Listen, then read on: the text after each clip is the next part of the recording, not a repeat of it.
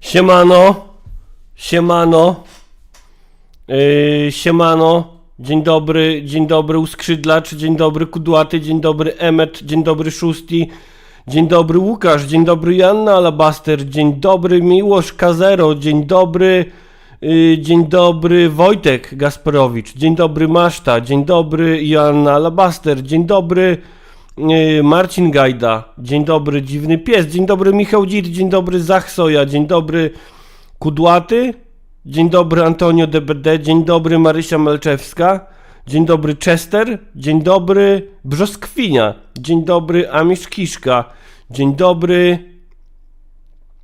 Arturo D, dzień dobry Emmet, który pyta, jaka jest moja ulubiona szanta, Grenlandcy Wielorybnicy, 24 lutego i to tyle.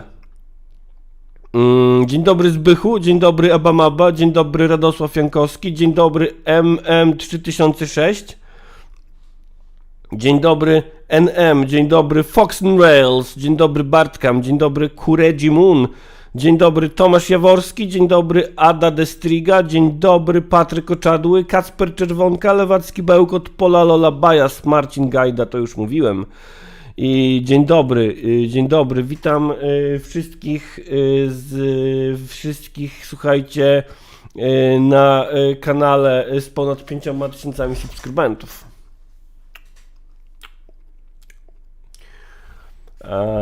Kiedy pytacie mnie, jak to jest być człowiekiem sukcesu,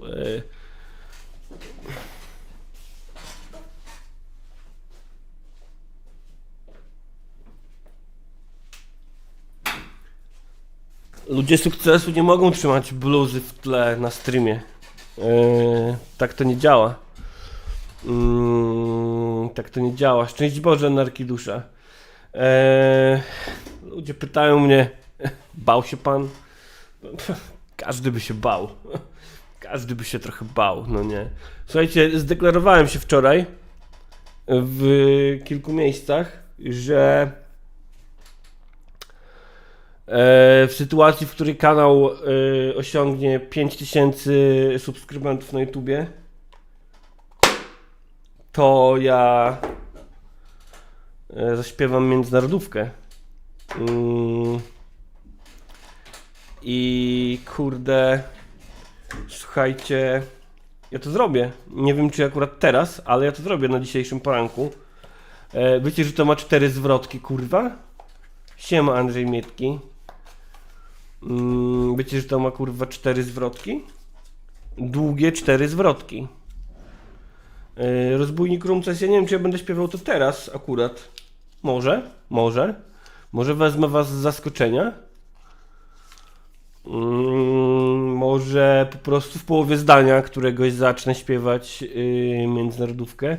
A czy jak dasz dychę, to nie będę śpiewał? Pyta Marysia. Słuchaj.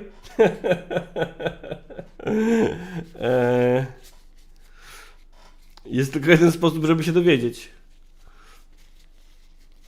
W porywach nawet 5, ale 5 jest mniej popularne. Ale co 5? Że zwrotki, no właśnie, słuchajcie, ja mam w ogóle, kurwa, ja mam mózg z żelatyny, no nie?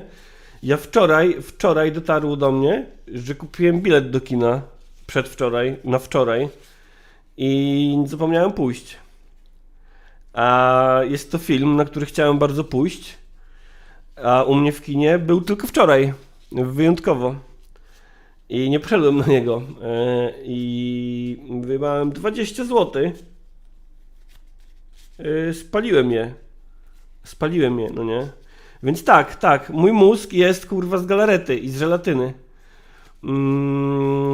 Więc, czy skoro zapłaciłem za bilet na film i nie poszedłem na niego, to czy mogę go teraz spiracić, to będzie okej?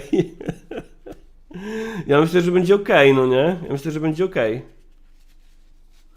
I tak nagle jest kurwa 21. Właśnie tak, Michał Dzit, tak mi się wydaje i znowu mam tę myśl, no nie, że to jest kurwa jebane ADHD.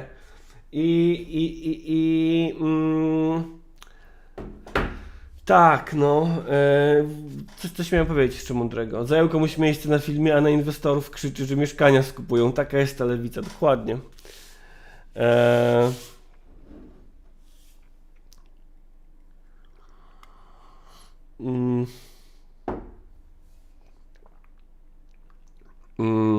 Tak, coś miałem powiedzieć mądrego. Być może to ADHD, być może to poranek, być może to. No, znaczy, bo mam też jeszcze parę innych okoliczności, na które mogę zwalić tego typu sytuacje z mózgiem z żelatyny. Natomiast no, podejrzenie moje własne, wspierane internetem podejrzenie ADHD jest jedną z tych okoliczności, ale nie jedyną. Dobrze, słuchajcie.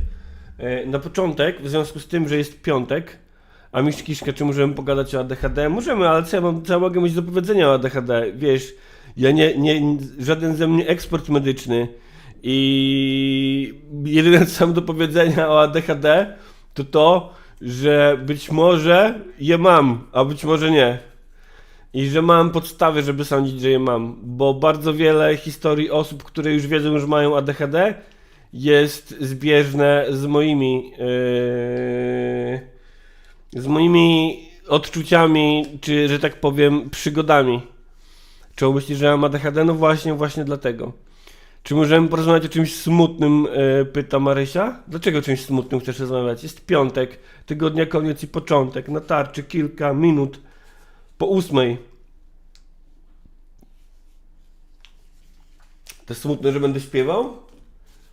Mogę zaśpiewać coś smutnego zamiast międzynarodówki. Ewentualnie mogę zaśpiewać międzynarodówkę powoli, żeby trwało to dłużej i wtedy będzie brzmiało trochę smutniej.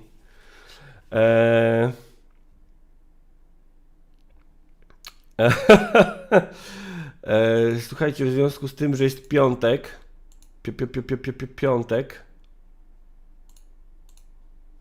tygodnia koniec i początek, na tarczy kilka minut po 8. Ja chciałem porozmawiać chciałem przeczytać i omówić wspólnie z wami artykuł z portalu Vogue. Vogue.pl. Co wy na to? Jedziemy kurwa w fashion. W high fashion, w modę jedziemy. Śmiało podnieśmy sztandar nasz w górę. Słuchajcie, siemano. Vogue. Trend Baby Girl Man. Ja jestem mało modowy. Ja się nie znam na modzie. Ja ubieram się w to, co akurat mam w szafie. I słuchajcie, ale okazuje się, że trend Baby Girl Man pozwala mężczyznom czerpać z mody damskiej. I wiecie co? I kurwa bardzo dobrze. I kurwa zajebiście. Siema Zochas, dzień dobry. Słuchajcie, Timothy Chalamet nosi bieliźniane topy. Barry Keoghan przymierza garnitury z kolekcji dla kobiet, a Jacob Elordi nie rozstaje się z torebką. Ja co prawda kojarzę tylko jedno nazwisko z tych trzech. Baby Girl Man, czyli najgorętsi gwiazdorzy Hollywood chętnie eksperymentują z modą damską. I to uważam, że to jest kurwa jedna z najlepszych rzeczy na świecie. Jak generalnie każdego z tych celebrytów prawdopodobnie pozbawiłbym najchętniej... Nie wiem właśnie o co chodzi. No właśnie, nie wiem o co chodzi. Pozbawiłbym najchętniej owłosienia na głowie. Dzięki za suba, Zochas. Pozbawiłbym owłosienia na głowie razem z całą głową być może. Powiedziałem to na głos? Nie, kurde. Tak, czerpanie z mody damskiej uważam za zajebistą kurwa rzecz.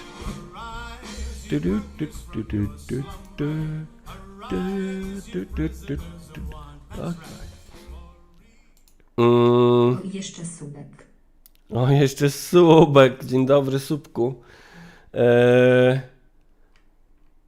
Kurwa, czy to nie wygląda epicko? Czy nie wygląda epicko? Albo czasami były zdjęcia tego. Jak on się nazywa? Znowu zapomniałem. Oscar Isaac. Oscar Isaac w spódnicy. No kurwa, jak Oscar Isaac wyszedł w spódnicy, to wyglądał kozacko. Ja nie wiem, czy ja osobiście ubrałbym się w spódnicę, bo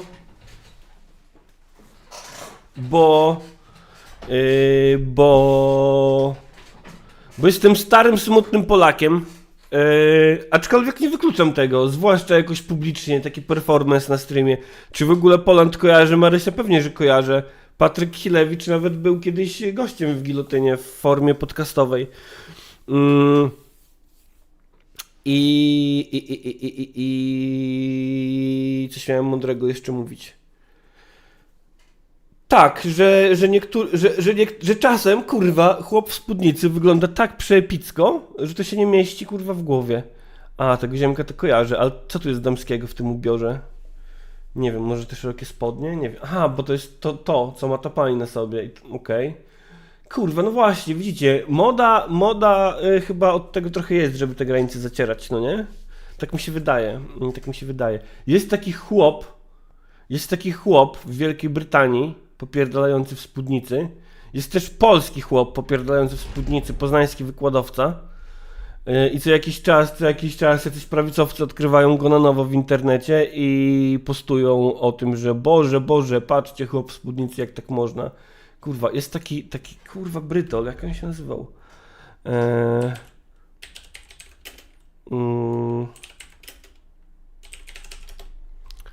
Jak on się nazywał? Okej, dobra, mam go.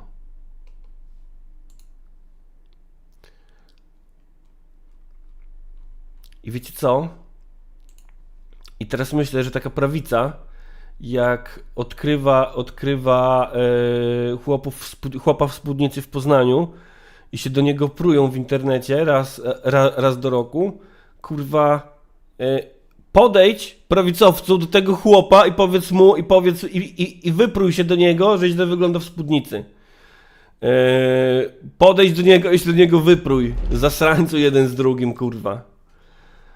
Jakby ci z tego umieśnionego łuda wypierdolił kopa w dupę, to byś więcej żadnego chłopa nie zapytał o chodzenie w spódnicy. Gnoju kurwa jeden z drugim. Zbychu, żubr by wyglądał zajebiście w kocich uszach. Myślę, że fitowałyby mi z wąsami. No ja nie chciałbym dostać kopa z tej kurwa nogi, no nie? Z tej nogi od tego typa. Kurwa, naprawdę szanuję, naprawdę kurwa epicko. Jeszcze jak ma zajebiście dobrane buty do krawatu, kurwa. Michał Dzit, Polak to musi chodzić w żupanie i z kutasem na wierzchu, jo. I wiecie co, i można by się zastanowić, no nie? Na ile w ogóle, bo jak sobie tak myślę, kilka razy, jeszcze te kaski do futbolu amerykańskiego, kilka razy pisano mi wiadomość, że ktoś bardzo by chciał, żeby Wojtek Żubor-Boliński wystąpił publicznie w spódnicy. Ja myślałem w ogóle o tym na jakimś Marszu Równości, żeby pójść i w ogóle i tak dalej, no nie? I kurde, i zaraz po tym kmina typu takiego, że na ile ja mógłbym mieć albo taki chłop tutaj z Wielkiej Brytanii, na ile ma Billy Porter Red Carpet, na ile tego typu chłop ma wewnętrzną potrzebę, a na ile to jest jakieś takie performatywne, no nie?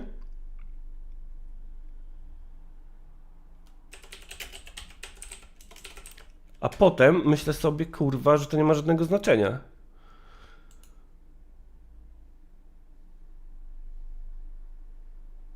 Ocie baton. Bo wiecie, jak ja sobie myślę o tym, ja jako stary kurwa chłop, który raczej jednak ubiera się dość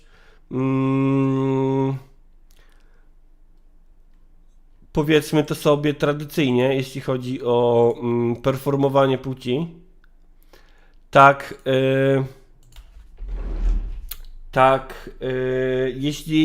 jeśli widzę takiego właśnie chłopa w spódnicy, jak ten tutaj Porter, czy Oscar Isaac i mówię, kurwa, to jest typickie, to od razu mam takie, to od razu widzę, że to bierze się trochę stąd, że ja generalnie szanuję przełamywanie schematów, lubię przełamywanie schematów, no nie, doceniam przełamywanie schematów, uważam przełamywanie schematów za pożyteczne, zwłaszcza przełamywanie schematów płciowych, gdzie żyjemy jednak nadal w binarnym społeczeństwie i nie ukrywajmy do tego wszystkiego homofobicznym społeczeństwie.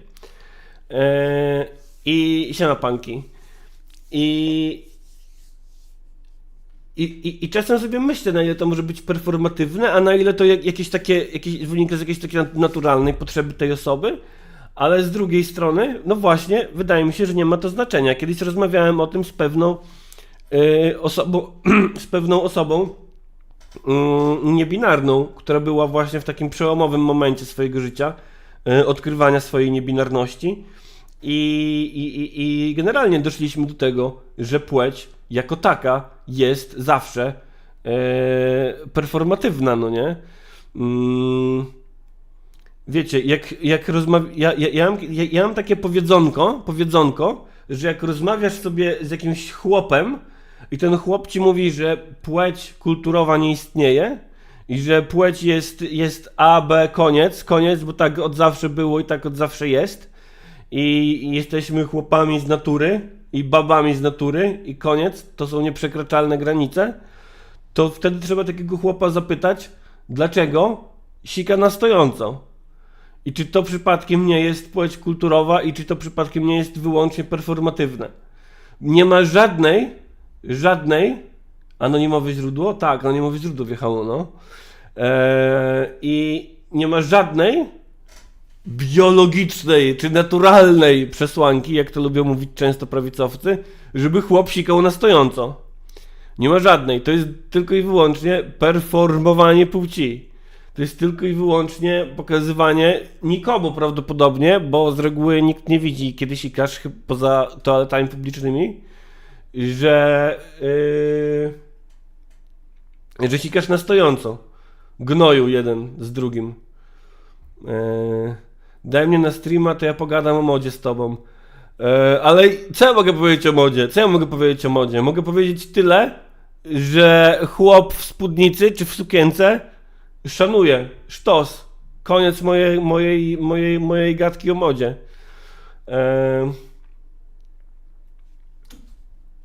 Ja nawet nie wiem, czym się spódnica od sukienki różni. Żartuję, wiem. To, że wczoraj grałem w gry o jeżdżeniu ciężarówkami, nie znaczy, że nie wiem, czym się różni spódnica od sukienki.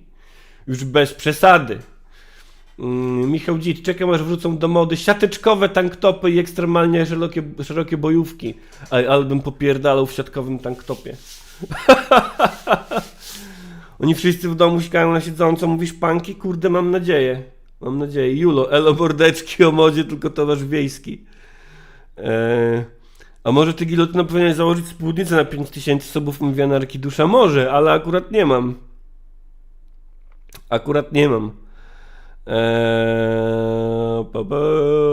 Kurde, zapomniałem zrobić jednej rzeczy.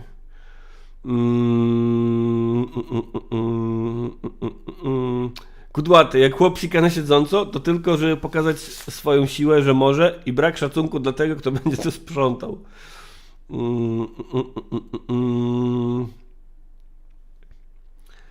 Pa, pa, para, pa, pa. Siema Karol Rosmanka.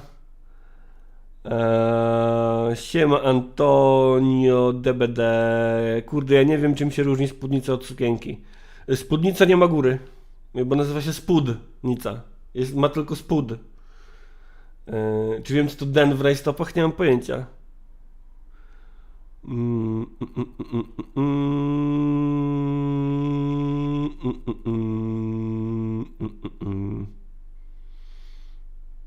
Sikam na siedząco, bo na stojąco ciężko scrollować telefon. Fair point. Łukasz, nie zdążyłem wczoraj na streama ciężarówkowego, bo byłem na kosie. No właśnie, kurde, no właśnie, też miałem być.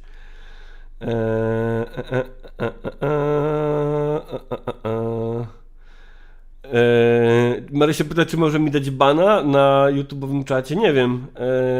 Nie wiem, ciekawe pytanie. Może to jest jak z dzieleniem przez zero.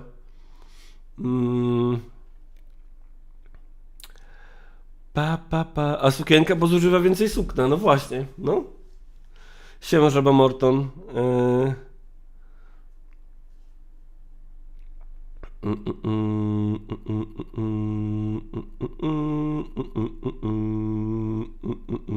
Spódnica, bo nie ma spodu. Właśnie spódnica ma sam spód.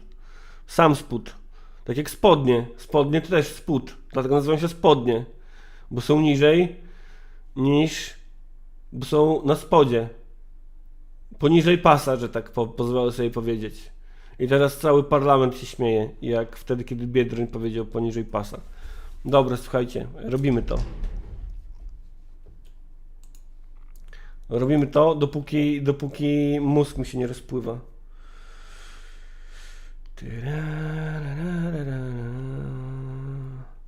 Baja, z powodzenia tam. Ja też miałem dzisiaj pojebany sen. Ja miałem sen dzisiaj, że jestem przedsiębiorczy. Rozkminka słówek jak u Berdowicza, bez kitu, no. Ale to tak, żeby zapamiętać łatwo. Michał Dzit mówi, że wie co to żakiet. Żakiet to pani żakiet z serialu o pani żakietowej. Uwaga, lewacki bełkot, czemu nie możemy chodzić nago jak za dobrych czasów rozpasanej seksualnie Grecji? Ja bym chciał, żebyśmy wszyscy mogli chodzić nago, w sensie takim, żebyśmy jakby oduczyli się takiego seksualnego podejścia do tego, no nie? Że generalnie jak chłop może chodzić bez koszulki latem po ulicy, to chciałbym, żeby kobieta też mogła i żeby czuła się z tym bezpiecznie i żeby nikt nie dorzucał do tego seksualnego podtekstu. Ale oczywiście chłopy najpierw zaczęłyby się oburzać, że tylko niektóre kobiety mogłyby chodzić bez koszulki, a niektóre nie. Więc kurwa, no nigdy nie dojdzie do tego, no. Ja bym chciał, żebyśmy nauczyli się mieć to w piździe wszystko.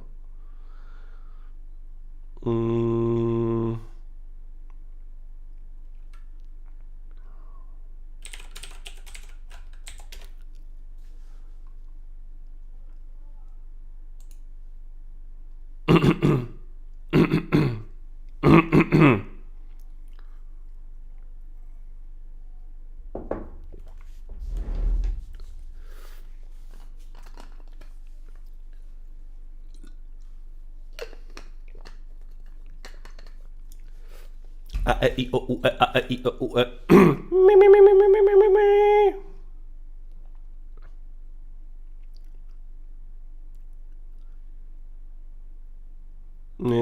Marcin Gajda, powodzenia tam, tak, chyba zdążę.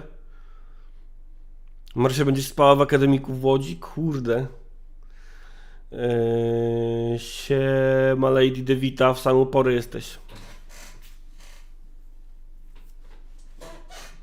Kurwa, chyba muszę krzesło nasmarować, bo skrzypi.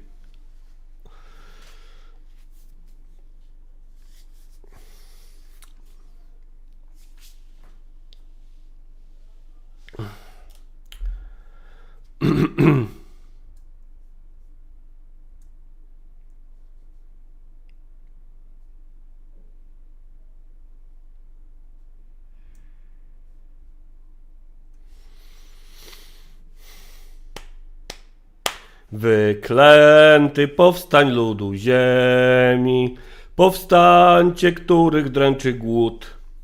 Myśl nowa blaski promiennymi dziś wiedzie nas na bój, na trud. Przeszłości ślad dłoń nasza zmiata, przed ciosem niechaj tyran drży. Ruszymy z posad bryłę świata, dziś niczym jutro wszystkim my. Bój to będzie ostatni, krwawy skończy się trud. Gdy związek nasz bratni ogarnie ludzki ród. Nie nam wyglądać z miłowania, z wyroków bożych, z pańskich praw. Z własnego prawa bierz nadania i z własnej woli sam się zbaw. Niech w kuźni naszej ogień bucha, zanim ostygnie przekuj w stal. By łańcuch spadł z wolnego ducha, a do mnie woli zniszczy spal. Bój to będzie ostatni, krwawy skończy się trud. Gdy związek nasz bratni ogarnie ludzki ród. Dziś lud roboczy, a nie, jeszcze nie. Rządzący światem samowładnie, królowie kopalń, fabryk, hut. Tym mocni są, że każdy kradnie bogactwa, które stwarza lud. W tej bandy kasie ogniotrwałej, stopiony w złoto krwawy pot. Na własność do nas przejdzie cały, jak należności słusznej zwrot. Bój to będzie ostatni, krwawy skończy się trud. Gdy związek nasz bratni ogarnie ludzki ród. Dziś lud roboczy wsi i miasta w jedności swojej stwarza moc. Co się po ziemi wszerz rozrasta, jak świt łamiący wieków noc. Precz darmo zjadów rodzie sępi, czy nie dość żeru z naszych ciał. Gdy lud wam krwawe szpony stępi, dzień szczęścia będzie wiecznie trwał. Bój to będzie ostatni, krwawy skończy się trud. Gdy związek nasz bratni ogarnie ludzki ród.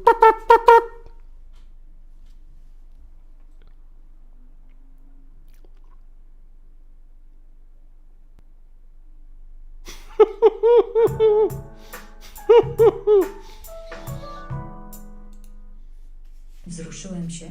Ja też, Michale. Ja też się wzruszyłem, Michał. Dobrze. Słuchajcie. Chciałbym przejść teraz... To była próba. Dzięki też Tomasz Maleńczyk. Dzięki też Michał Dzit za wzruszenie się. Głos anioła, prawda? Prawda, Maszta? Prawda? Na 10 000 trzeba zrobić śpiewanie z Discordem, no. Trzeba. Trzeba zrobić filmik na kanał, a nie tylko te streamy napierdalać. Wczoraj zacząłem robić research do filmu. Więc tak, trzymajcie kciuki, kiedyś się pojawi. Joanna Alabaster, jeszcze jest zwrotka o żołnierzu? Ale nie pamiętam jej początku. Tam dalej było i żołnierz, widząc przeciw komu, a z kim o lepszy walczy los bratobójczego, sprawcą sromu śmiertelny jutro zada cios. No widzisz, to ja z Wikipedii śpiewałem, tam nie było tam nie było zwrotki o żołnierzu.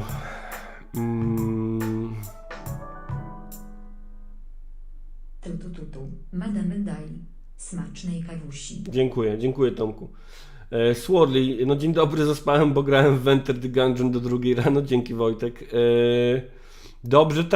Dobrze wybrana gra, słuchaj. Dobrze wygrana gra. Wybrana gra.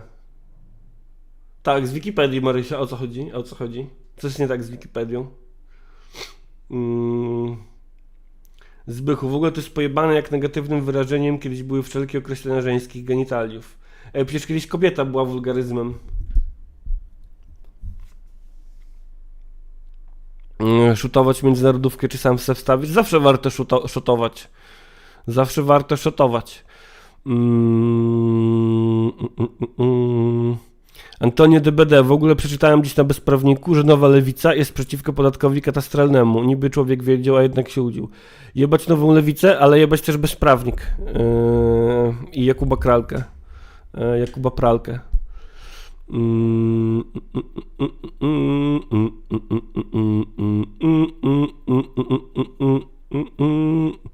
Kenny East, czy interesowanie się baseballem to oznaka autyzmu?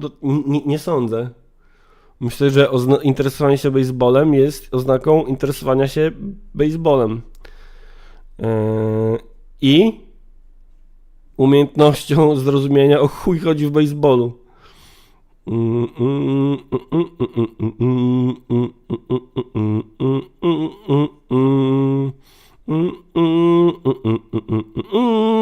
Teraz nie mogę przestać.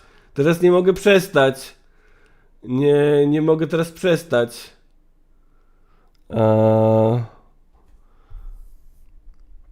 Kenny East, oglądaliśmy z dziewczyną wczoraj twój stream ze Spintires i powiedziała, że dawno nikt dobrze nie podrobił edytów z Subway Surferem z TikToka.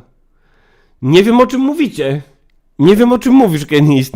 Nie mam zielonego pojęcia, o czym mówisz. Nie wiem. Nie rozumiem. Nie rozumiem. Słuchajcie, przejdźmy do spraw politycznych, bo po prostu nie mogę z wami. Nie mogę z wami po prostu. Gdzieś tu miałem. Słuchajcie, taki news jest, że minister Barbara Nowacka, siema Alice Crooks, siema Jakub Sowa, Marysia Malczewska, ja ci wyjaśnię. Dobra, wyjaśnij mi.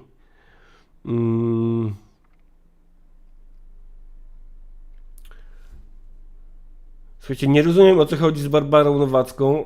Z tego co wiem, to wycofuje się z wyjebania prac domowych do kosza, bo jak chciała wyjebać prace domowe do kosza, to ludzie w internecie zaczęli pisać, że tak nie wolno, tak nie można i chyba ministerstwo się wycofuje z... Spintires to wcześniejsza gra tego studia, ale tego studia, które robiło Enter the Gungeon, czy tego studia, które robiło Madranera?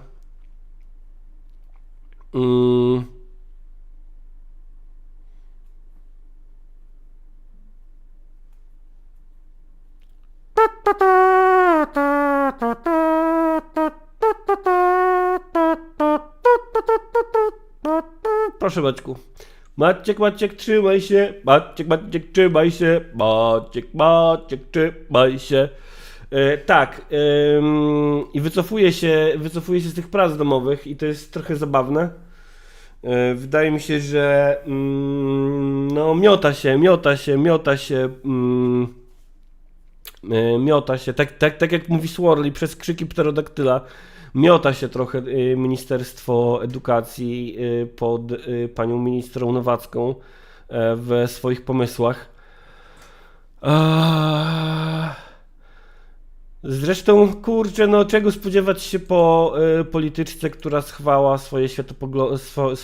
swój światopogląd do kieszeni w imię kariery politycznej. Z drugiej strony, czy nie na tym polega polityka?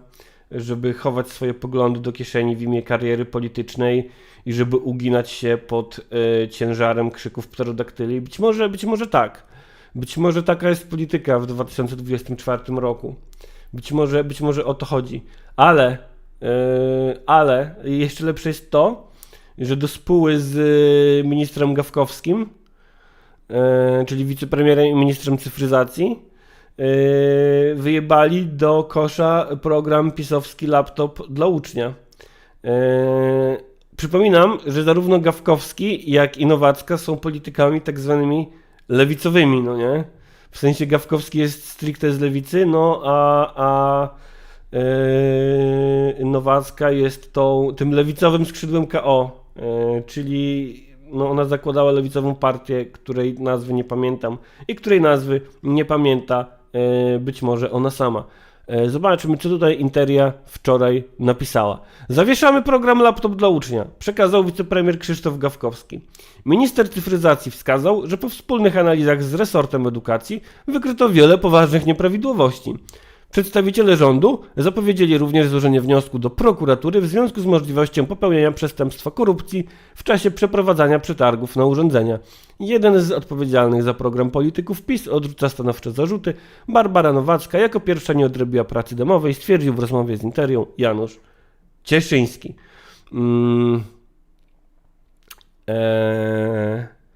Więc tak, w ogóle myślę, że Gawkowski to popełnia nomen omen gafę za gafą jako minister cyfryzacji, do tego lewicowy. Pamiętamy wszyscy, że nie tak dawno powołał zespół doradczy przy Ministerstwie Edukacji, a składem tego zespołu doradczego są ludzie związani z wielkimi korporacjami i nie ma żadnej strony społecznej. Osiema Ewa. Ja nie wiem, Kanye, czy laptopy dla uczniów były idiotycznym pomysłem, czy bardziej przydałyby się czytniki e-booków. Myślę, że czytniki e-booków jako zamiast to z podręczników też byłyby fajnym pomysłem. Jakby nie chcę tutaj wchodzić w szczegóły, no nie? Myślę, że noszenie do szkoły laptopa zamiast książek też byłoby spoko, albo trzymanie w szkole laptopa, bo też mogłoby pozwalać na jakąś taką, nie wiem, jakieś podstawy programowania, etc., etc. Myślę, że oba pomysły byłyby spoko, natomiast myślę, że nie spoko jest wycofywanie się teraz z tego pomysłu, nawet jeśli były jakieś nieprawidłowości w tym. Poza tym, kurde, jakie by nie były przy tym nieprawidłowości, to myślę, że budżet państwa stać na wyjście z tego, jeśli chodzi o laptopy dla uczniów. Jak ocenił, laptop dla ucznia był przygotowany niewłaściwie, nie miał zapowiadanego wsparcia finansowego z Unii Europejskiej, przetargi były przeprowadzone nieumiejętnie, a rozdawanie urządzeń źle zarządzone. Tak mówi Krzysztof Gawkowski. No za dużo konkretu to tutaj pan minister nie podaje. Przekazał, że sam pomysł rządu PiS w założeniach nie był zły, ale jego organizacja pozostawiała wiele do życzenia. Jak stwierdził, że według analiz obecnego gabinetu podczas realizacji programu dochodziło do naruszenia przepisów karnych. Mogło dojść do sytuacji korupcyjnych. W związku z tym składamy w trybie niejawnym zawiadomienie do prokuratury. Koniec z kłamstwami, dodał wicepremier. Szef resortu oświadczył jednocześnie, że rząd zawiesza program Laptop dla uczniów i wprowadza nowy pod nazwą Cyfrowy Uczeń. Cyfrowy uczeń. Cyfrowy uczeń jest lepszy niż prawdziwy uczeń, bo jest mniej awanturujący się. Siemano, kurokrat. Czyżby minister z lewicy ciął koszty? Nie wiadomo, nie wiadomo, czy to jest związane z cięciem kosztów. No nie? W zasadzie nie podają tutaj żadnego konkretu, poza tym, że pomysł pisowski był zły i mogło dojść do korupcji. Trochę mi to pachnie takim gadaniem jak przy okazji CPK, że to jest zły pomysł, bo jest tu pomysł PiS-u i dlatego się nam nie podoba. I teraz zrobimy własny, lepszy. Aczkolwiek no może rzeczywiście wykażą tutaj, ta prokuratura wykaże, że faktycznie doszło do korupcji. Trudno powiedzieć, wirtualny uczeń, tak jakby go nie było. No właśnie. No właśnie.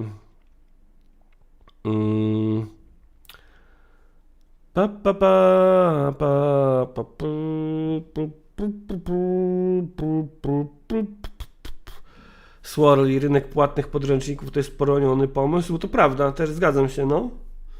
Że w ogóle to, że w publicznej edukacji uczeń, czy też rodzina ucznia musi sama sobie zapewniać podręczniki, to jest kurwa co najmniej nie okej. Co najmniej nie okej. Co tam na czaciku słychać?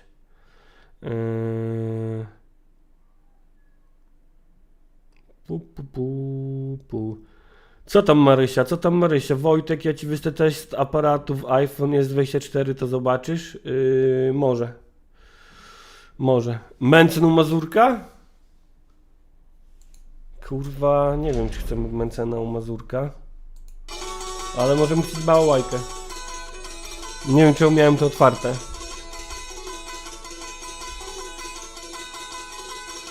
To jest randomowa karta w przeglądarce.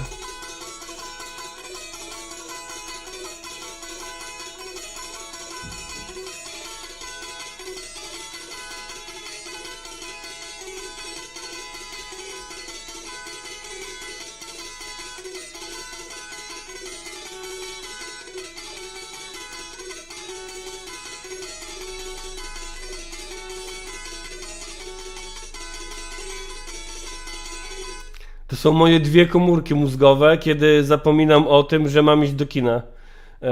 Ta pani z bałałajką i ta pani, co se tańcuje. Moje dwie ostatnie komórki mózgowe.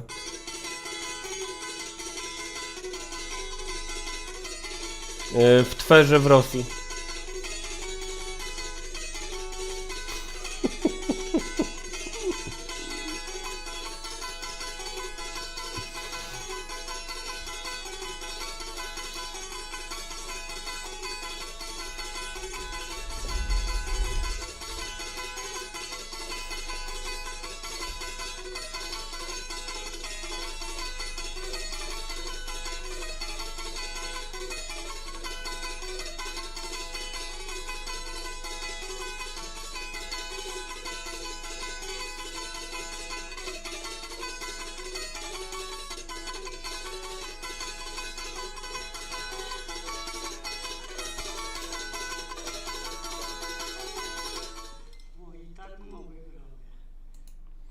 Хорошо, babuszka, хорошо. O, słuchajcie, jeszcze a propos zamykania programów, no właśnie. Strasznie mnie rozpierdala artykuł Wyborczej. Jakby pomijając to, że mówi tutaj o ważnej sprawie. Anarchistyczna sekcja szydercza. Paczka dotarła do punktu UPS, jest przygotowywana do doręczenia, tak informacyjnie. I jeszcze raz dziękuję. Dobra Marysia, zobaczę.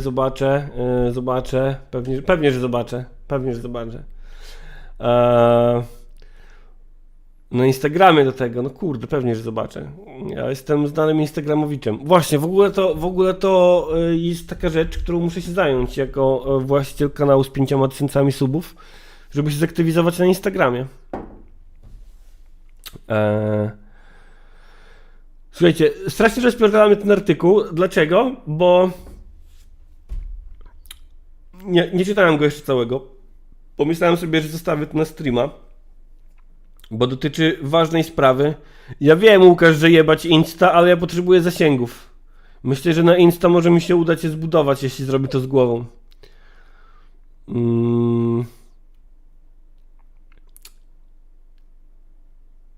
Słuchajcie, tytuł artykułu. Instytut Literatury zamknął program stypendialny dla ukraińskich pisarek. Nie mają dokąd wracać. Lead. Nowe władze Ministerstwa Kultury i Dziedzictwa Narodowego nie zdecydowały jeszcze, co zrobią z programem stypendium prowadzonym przez zlikwidowaną właśnie instytucję. No to kurwa! Jaka jest informacja w tym tekście? Czy Instytut Literatury zamknął program? Czy nowe władze ministerstwa nie zdecydowały, co zrobią z programem? Dosłownie w tytule i w lidzie są podane dwie różne informacje, jedna pod drugą. Dlaczego? Dlaczego tak jest? Gazeta Wyborcza Kraków. Dlaczego? Może mi ktoś odpowiedzieć na to pytanie? Dlaczego? Możesz zacząć postować shorty na Instagramie? No właśnie. Antonio Clickbait mówi. No clickbait, ale kurwa, clickbait ma swoje granice. Dlaczego clickbait ma polegać na zaprzeczaniu tekstowi artykułu? Czy jak ja napiszę, że Roberta Lewandowskiego nic nie boli, to przyjdzie redaktor i dopisze tytuł Roberta Lewandowskiego wszystko boli? Czy na tym polega clickbait? Ja rozumiem jeszcze robić clickbait na zasadzie czy Roberta Lewandowskiego coś boli? Odpowiedź cię zaskoczy. Bo przynajmniej wtedy nie zaprzeczasz treści artykułu. No ale kurwa. Jak informuje Olesia Mamczyc, redaktorka finansowanego przez Instytut Literatury portalu Posestry, od chwili inwazji Rosji na Ukrainę, prowadzonego przez Instytut Literatury programu rezydencji dla tłumaczek i pisarek, które uciekły przed wojną, skorzystało 60-70 osób, wiele kobiet przybyło z dziećmi, część z nich została w Krakowie. Teraz sytuacja się skomplikowała, ponieważ Ministerstwo Kultury... Właśnie o co chodzi. No właśnie, ja też nie wiem. Siema Gonzito. Ponieważ Ministerstwo Kultury zapowiedziało połączenie Instytutu Literatury i Instytutu Książki, nie wiadomo, jak będzie wyglądał budżet obu instytucji. Aha, czyli nie wiadomo. Ten pierwszy częściowo wygasza swoją działalność. Jeśli programy będą prowadzone, na pewno nie będzie ich już nadzorował Józef Maria Ruszer, obecny dyrektor Instytutu Literatury. Pieniądze na program rezydencji translatorskich i artystycznych skończyły się 31 grudnia. Nowych środków finansowych nie ma.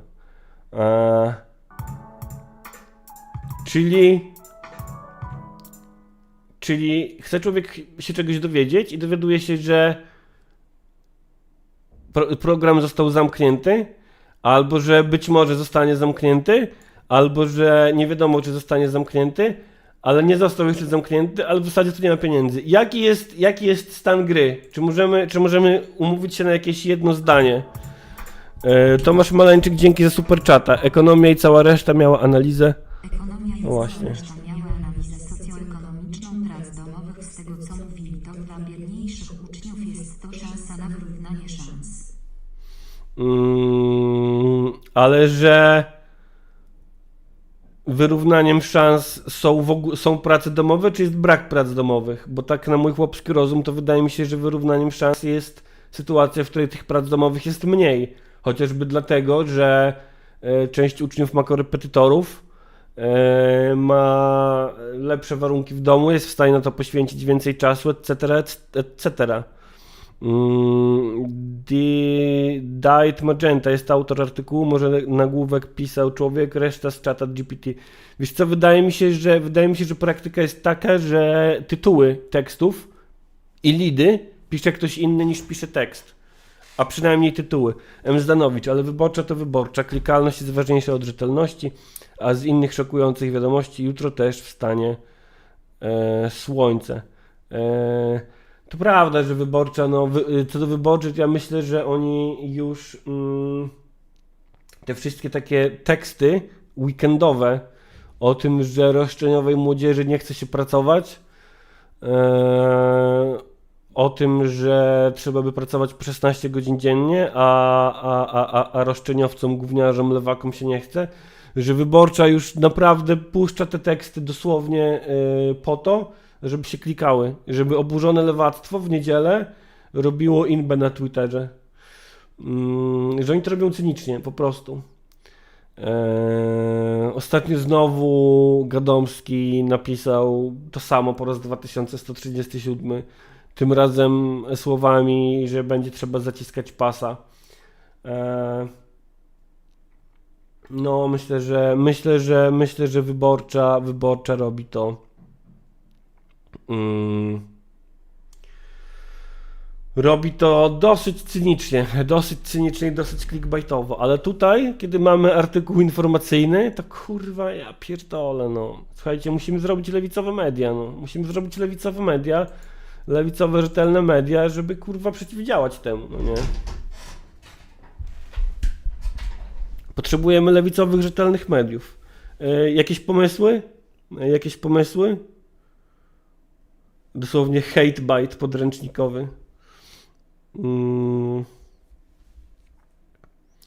Słuchajcie, potrzebujemy lewicowych mediów, które byłyby przeciwwagą dla tego pierdolenia w Wyborczej. Aczkolwiek w Wyborczej też jest oczywiście, są takie tejki, do których jest mi nieco bliżej, no nie? Aczkolwiek, kiedy będzie festiwal muzyczny Gilotyna TV, ja myślę, że to będzie festiwal muzyki dna, algorytmy. Antonio, przecież jest już lewicowa krytyka polityczna. No właśnie, ja myślę, że między lewicową, lipkową krytyką polityczną, a zawierciańskim, pisowskim Nowym Obywatelem jest bardzo dużo miejsca do zagospodarowania. Nie będzie lewicowych mediów, bo nie ma na to środków. Kurde, słuchajcie, no. Kuba Wątły był w stanie zebrać hajs na lewicowe media. Kuba Wątły był w stanie zebrać hajs na lewicowe media. A później okazał się być Kubą Wątłym, no nie? I teraz ciekawe, ile trzeba by włożyć pracy, żeby po flopie Kuby Wątłego ktoś inny zebrał hajs na lewicowe media, po tym jak ludzie już nie mają zaufania do ludzi zbierających hajs na lewicowe media. Słuchajcie, puszczę piosenkę, bo trzeba się rozweselić. Obiecałem wczoraj komuś, że puszczę dzisiaj piosenkę pewną i ja ją puszczę.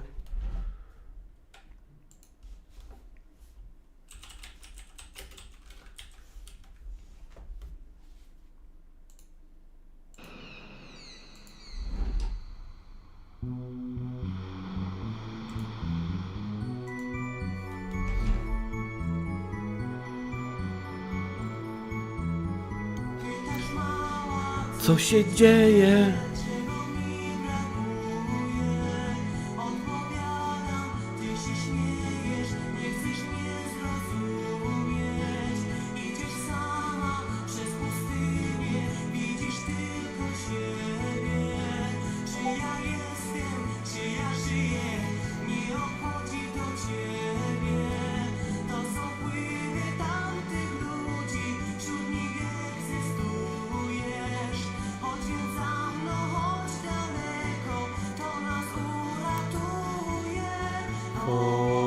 Zabiorę cię na Atlantydę.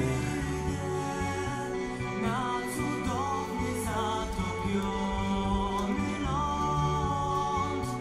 Zaryzykuj, chociaż może zginiesz.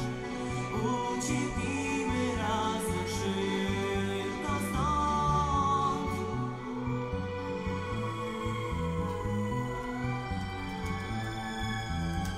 Nie brakuje mi talentu, szczęścia, powodzenia. Nie brakuje mi pieniędzy, tylko zrozumienia. To są płyny tamtych ludzi, to wśród nich żyjemy. To dla siebie świat stworzyli, w którym my zginiemy. Chodź, zabiorę cię na Atlantydę. Na cudowny, zatopiony ląd. Zaryzykuj, chociaż może zginiesz. Ucieknijmy razem szybko stąd. Chodź, zabiorę cię na Atlantydę. Popatrz trzeźwo, jaki jesteś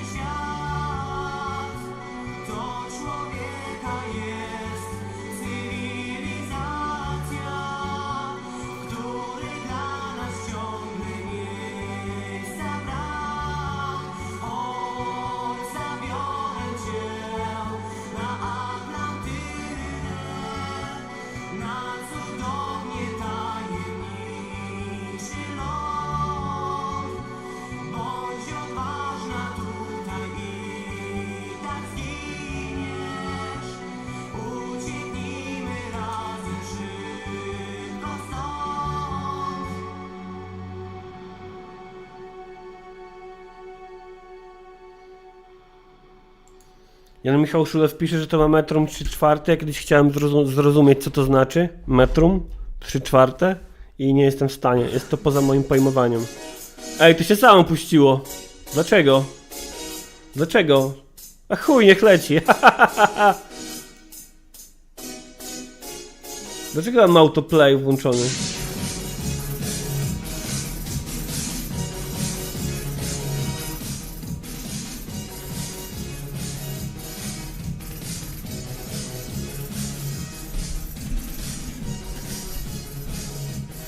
Avatar DM mówi, jakby był portal łączący żubra myśleć głębiej, może jakiegoś ekonomistę, to bym rzucał w niego pieniędzmi. Trzymam za słowo, Avatar DM.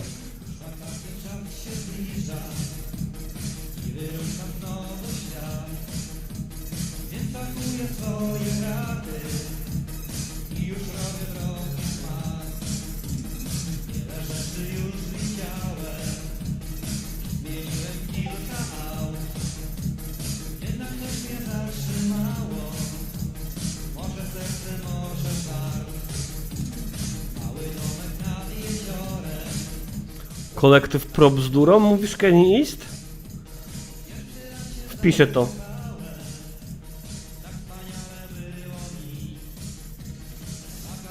Ta przygoda tak zaczęła właśnie się, jak w strumieniu bystra woda w sercu mym.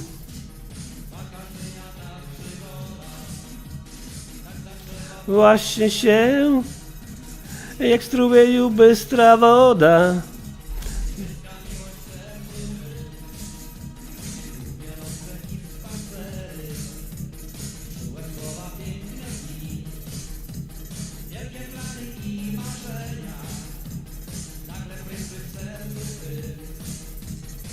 Że można tańczyć walca, to jest metrum 3/4. Ja kiedyś grałem na perkusji, a i tak koncept metrum jest mi obcy.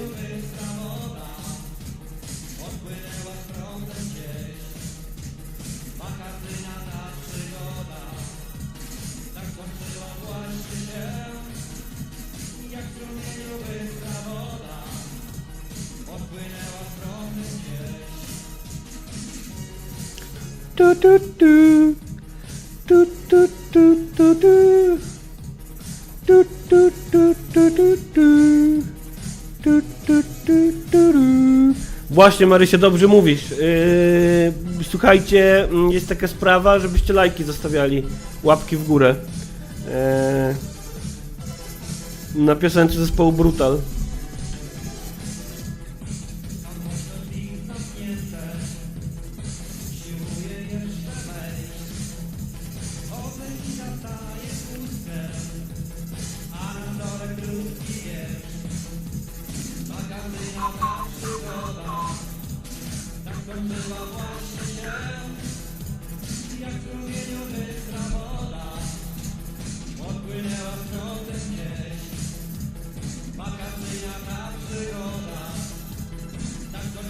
Właśnie się, jak w strumieniu bystra woda.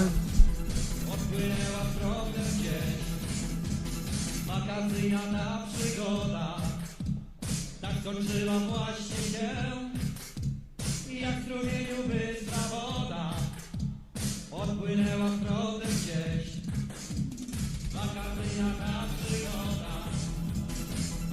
Jakich aparatów? Jakich wideorecenzji aparatów?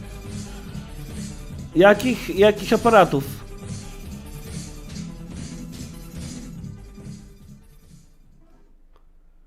To nie jest program z wideorecenzjami aparatów.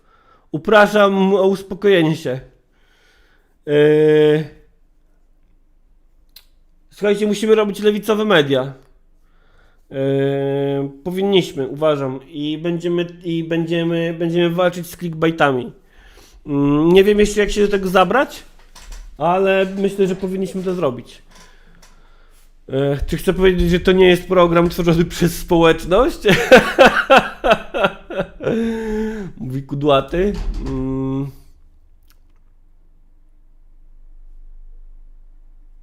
Recenzja aparatu opresji.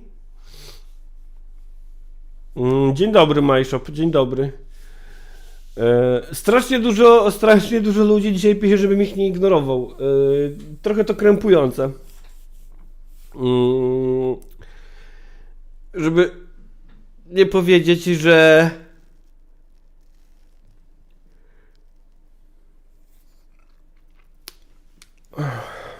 krępujące, tak. Słuchajcie, tracę wątki powoli, więc myślę, że na dzisiaj będziemy kończyć, ponieważ nie dość, że jestem nieprzygotowany, to jeszcze mój żelatynowy mózg wydaje mi się dzisiaj jeszcze bardziej żelatynowy niż zwykle. Pamiętajcie o tym, że musimy zostawiać łapki w górę żubrowi i pamiętajcie o tym, że musimy robić lewicowe media. Jeszcze nie wiem jak, ale zrobimy to. Zrobimy to. Zostawcie gościa, daj Żukowska miała być. Żukowska jest dopiero o 20. Żukowska jest dopiero o 20 na kanale Zero, no nie? Ja myślę, że możemy się jeszcze w ten weekend zobaczyć.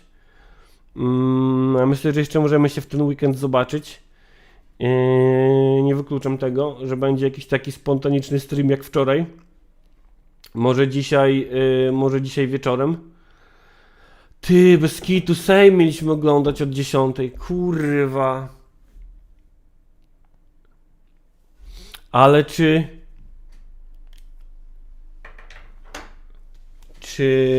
O kurwa, bez kitu. Czy chcemy oglądać czytanie homofobii dzisiejsze sejmowe? O 9? Już teraz leci Sejm? Co wy gadacie? Ty, bez kitu. Kurwa, to jedziemy.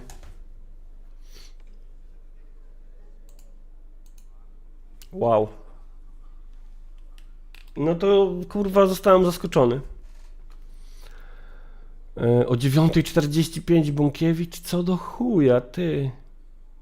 Ja pierdolę. Second Wind, no, trochę tak.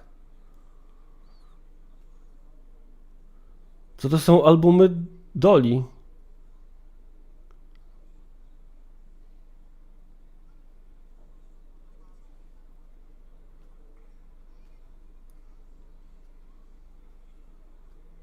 O czym wy wszyscy dzisiaj mówicie? Nie wiem, co dzieje się.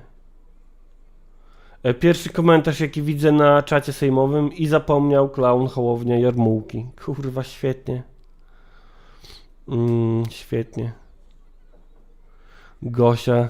Raźniej mi, jak widzę, że żubr nie ogarnia dzisiaj nie mniej niż ja. No, to prawda, to prawda. Kurwa, zapomniałem wczoraj pójść do kina, no nie? No ludzie kochani. Oho. Dzień dobry Państwu, wznawiam Siema. posiedzenie. Na Siema, mordo. dzisiejszych obrad powołuję posłów Adama Gomołę, Mirosława Adama Orlińskiego, Krzysztofa Cieciurę i Ryszarda Wilka. Gomoła to ten młody z trzeciej drogi? Sekretarzami będą posłowie Adam Gomoła i Mirosław Orliński. Protokół i listę mówców prowadzić będą posłowie Adam Gomoła i Krzysztof Cieciura. Proszę pana posła sekretarza o odczytanie komunikatu. Skądś znam nazwisko Cieciura. Szanowni Państwo,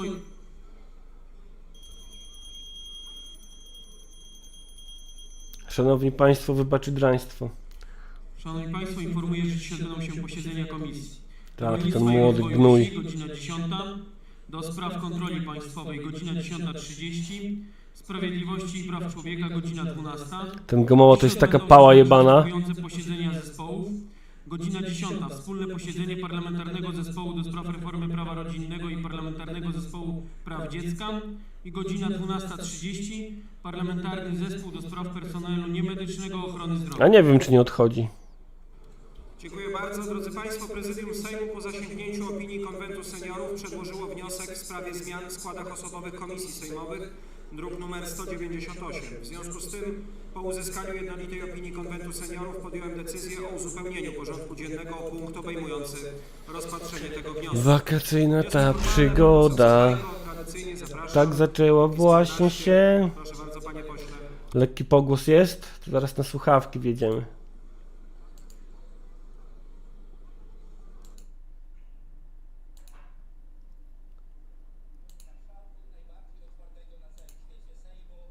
Na początek chciałem pana marszałka Słychać zapytać, teraz? czy pan marszałek uprosił posłów Nie wiem właśnie, o Polski co chodzi. 2050 o podpisy pod ustawą antysitwową, czy może będzie tak jak z ustawą antykorupcyjną?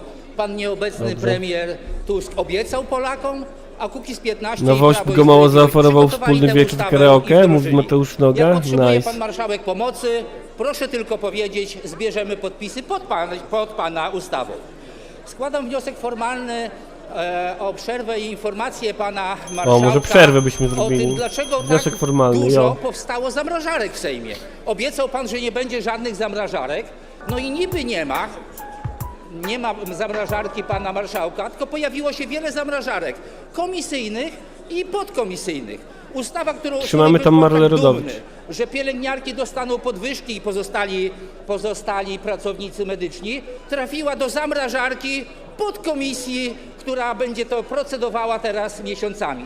To samo zdarza się ze wszystkimi innymi obywatelskimi projektami, które trafiają do podkomisji i komisji i tam grzęzną.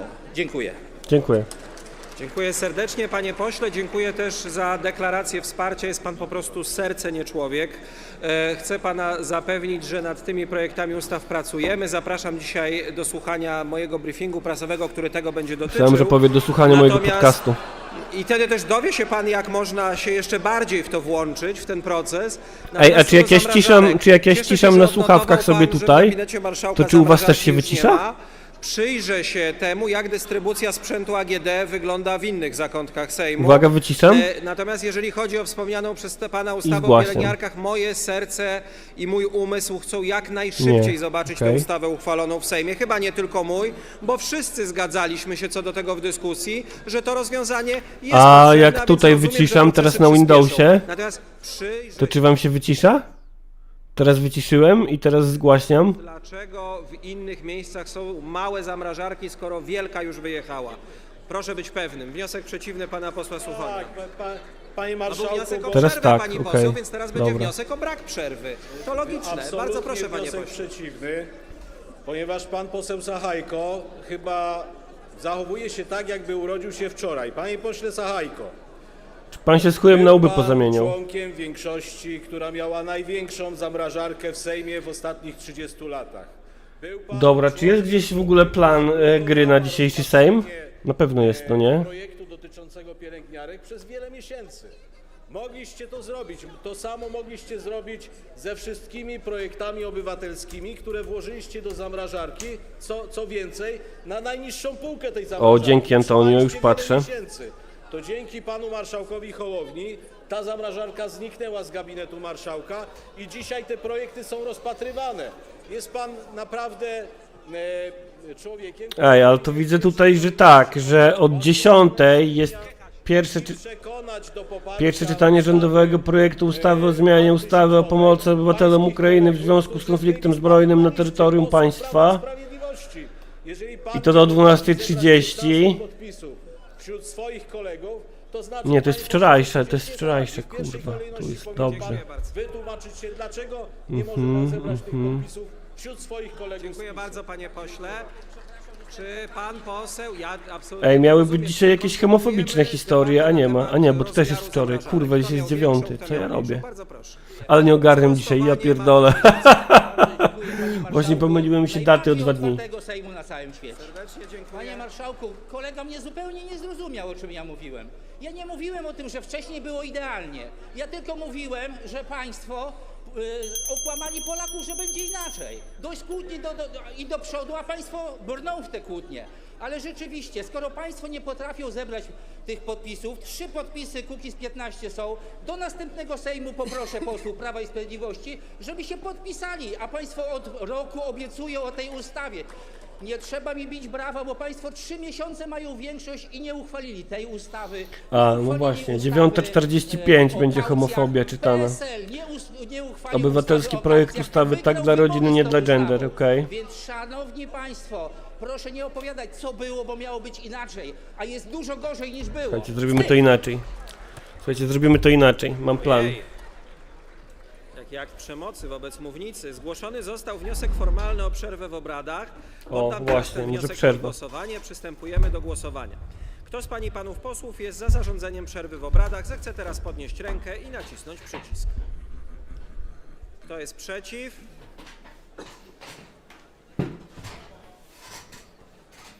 Gosia, kiedy ktoś będzie ci mówił, że to baby są kłótliwe, bo macice im każą, to powiedz mu, żeby sobie włączył pomaga. polski Sejm celny. Działa? Czas leczy wszystkie rany, również urządzeń do głosowania. Kto się wstrzymał?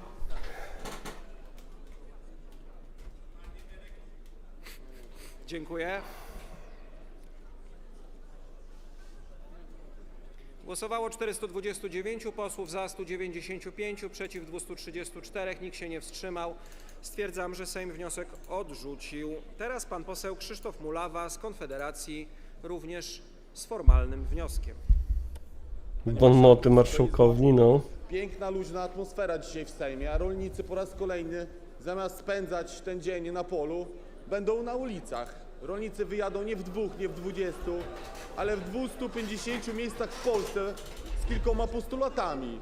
Przede wszystkim sprzeciwiają się polityce unijnej. Karol losowy ciąg cyfr, on nie może skończyć z żartami, bo on musi mieć content na media społecznościowe. Nie zgłaszając weta, zgadzając się i podnosząc cel klimatyczny z 40 na 55%. I tutaj zwracam się do tej części sali, do posłów z Prawa i Sprawiedliwości. Ale o was również pamiętam. O pani wiceminister Urszuli Zielińskiej, która poszła w wytyczonym kierunku przez Mateusza Morawieckiego i mówi już o 90% redukcji emisji CO2. Rolnicy również domagają się natychmiastowego zakazu importu i ustanowienia kontyngentów na realnych. Ale on jest oburzony. Kuba Leśniak, co rolnicy robią na polach w środku lutego bez kitu?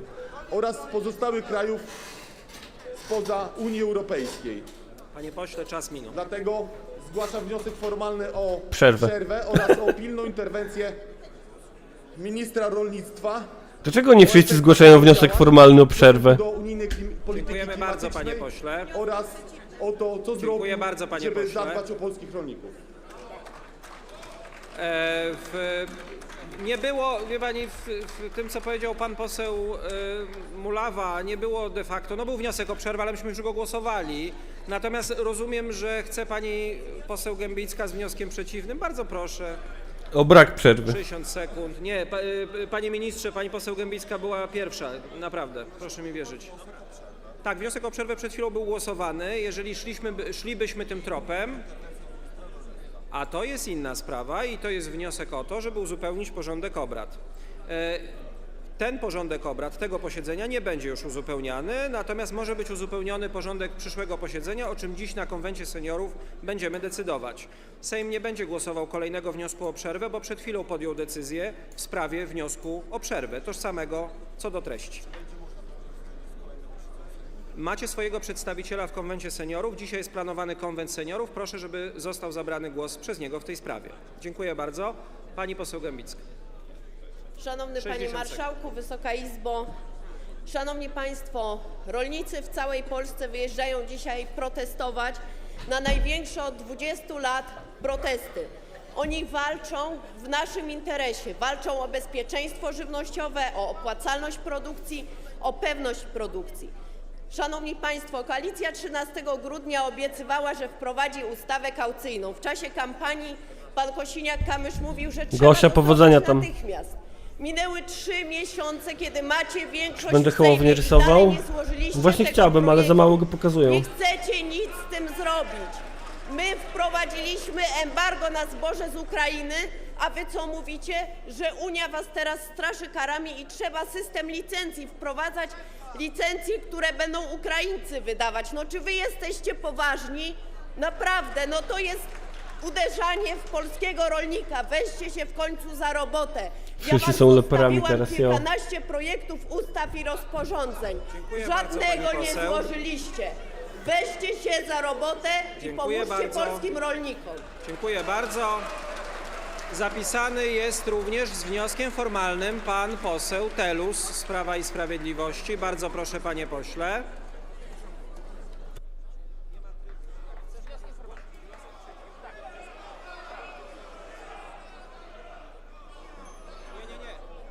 Panie ministrze, chwila. Teraz jest poseł Telus. A jeżeli pan będzie miał do jego wniosku formalnego wniosek przeciwny, wtedy zaproszę na mównicę. Bardzo proszę, panie pośle. Szanowny panie marszałku, dzisiaj jest bardzo Proszę o ważny dzień. spokój, dobrze? Panie Szan- pośle, proszę bardzo. Szanowny panie marszałku, dzisiaj jest bardzo ważny dzień dla polskiego rolnictwa i to jest dzień naprawdę sądny, który będzie sądził o tym, jakie będzie polskie rolnictwo. My sprzeciwiamy się razem z rolnikami przeciwko tej klimatycznej, lewackiej polityce, którą wprowadził w Europie Timmermans, a którą prowadził Donald Tusk jako szef grupy rządzącej w Unii Europejskiej. My niejednokrotnie, pan prezes Jarosław Kaczyński w Łysych powiedział na konferencji, że jesteśmy przeciwko tej klimatycznej polityce. A co robi polski rząd obecny? Jedzie pani minister i mówi redukcja CO2 o 90%. To nie jest zwijanie europejskiego rolnictwa, to jest zabicie europejskiego rolnictwa, to jest zabicie polskiego Lewacki rolnictwa. Donald I Tusk kolejny z filar Niemcami pomiędzy razem, no. protestach, kolejny filar to jest polityka z Ukrainą i pomocy polskiemu rolnikowi. To myśmy wprowadzili pomoc polskiemu rolnikowi największą w historii. 15 miliardów. W zeszłym roku było wypłacone 10 miliardów. I pszenica kosztowała wtedy 1000 zł. Dziś kosztuje 700 zł. I co? Donald Tusk jest na Jajca nartach, dupy nie jest chcą. polskim rolnikiem. Gdzie jest, znoszę wniosek o odroczenie, bardzo, panie żeby pośle. wrócił Donald Tusk i zajął się polskim rolnictwem, bo polskie rolnictwo jest zabijane, a pomocy od polskiego rządu nie ma. Dziękuję bardzo, panie pośle. Widziałem tu jakieś zamieszanie dotyczące wniosku przeciwnego, ale rozumiem, że wniosku przeciwnego nie ma. Wniosek formalny chce zgłosić, pan minister chce zgłosić wniosek przeciwny jako poseł, bardzo proszę. 60 sekund, a później pan poseł marszałku. Krajewski. Panie Marszałku, Wysoka Izbo, Oho. wiedza Konfederacji na temat rolnictwa zamyka się w tym, że dzisiaj pan mówi, że rolnicy byliby w polu. No, w każdym innym okresie, ale nie dzisiaj. To pokazuje jasno. Dzisiaj każdy, kto dzieli naród, nie jest patriotą. I wy to robicie. Dzielicie naród. Nie jesteście patriotami. Chcecie tylko i wyłącznie kłócić. Wasze działania w rolnictwie przyczyniły się do tego i na granicy, że do Polski mogło wjechać wszystko. Pan prezes Kaczyński nie upomniał się o to, żeby zostały wprowadzone kontrole cukru na granicy przez Sanepid. Pozwalaliście przywozić cukier, który nie był badany i pan za to odpowiada. To wy za to odpowiadacie. Brakuje bardzo dużo pracowników na granicy. Nie ma. I dzisiaj nie macie najmniejszego mandatu, żeby wypowiadać się na temat rolnictwa. Pani obiecała rolnikom 1 miliard złotych, tylko nie zagwarantowała ich pani w budżecie. Zapomniała pani o tym. I dzisiaj to wy odpowiadacie za tą całą sytuację w polskim rolnictwie, która jest. Każdy, kto dzieli w tym trudnym czasie naród, nie jest patriotą. Wy nie jesteście patriotami.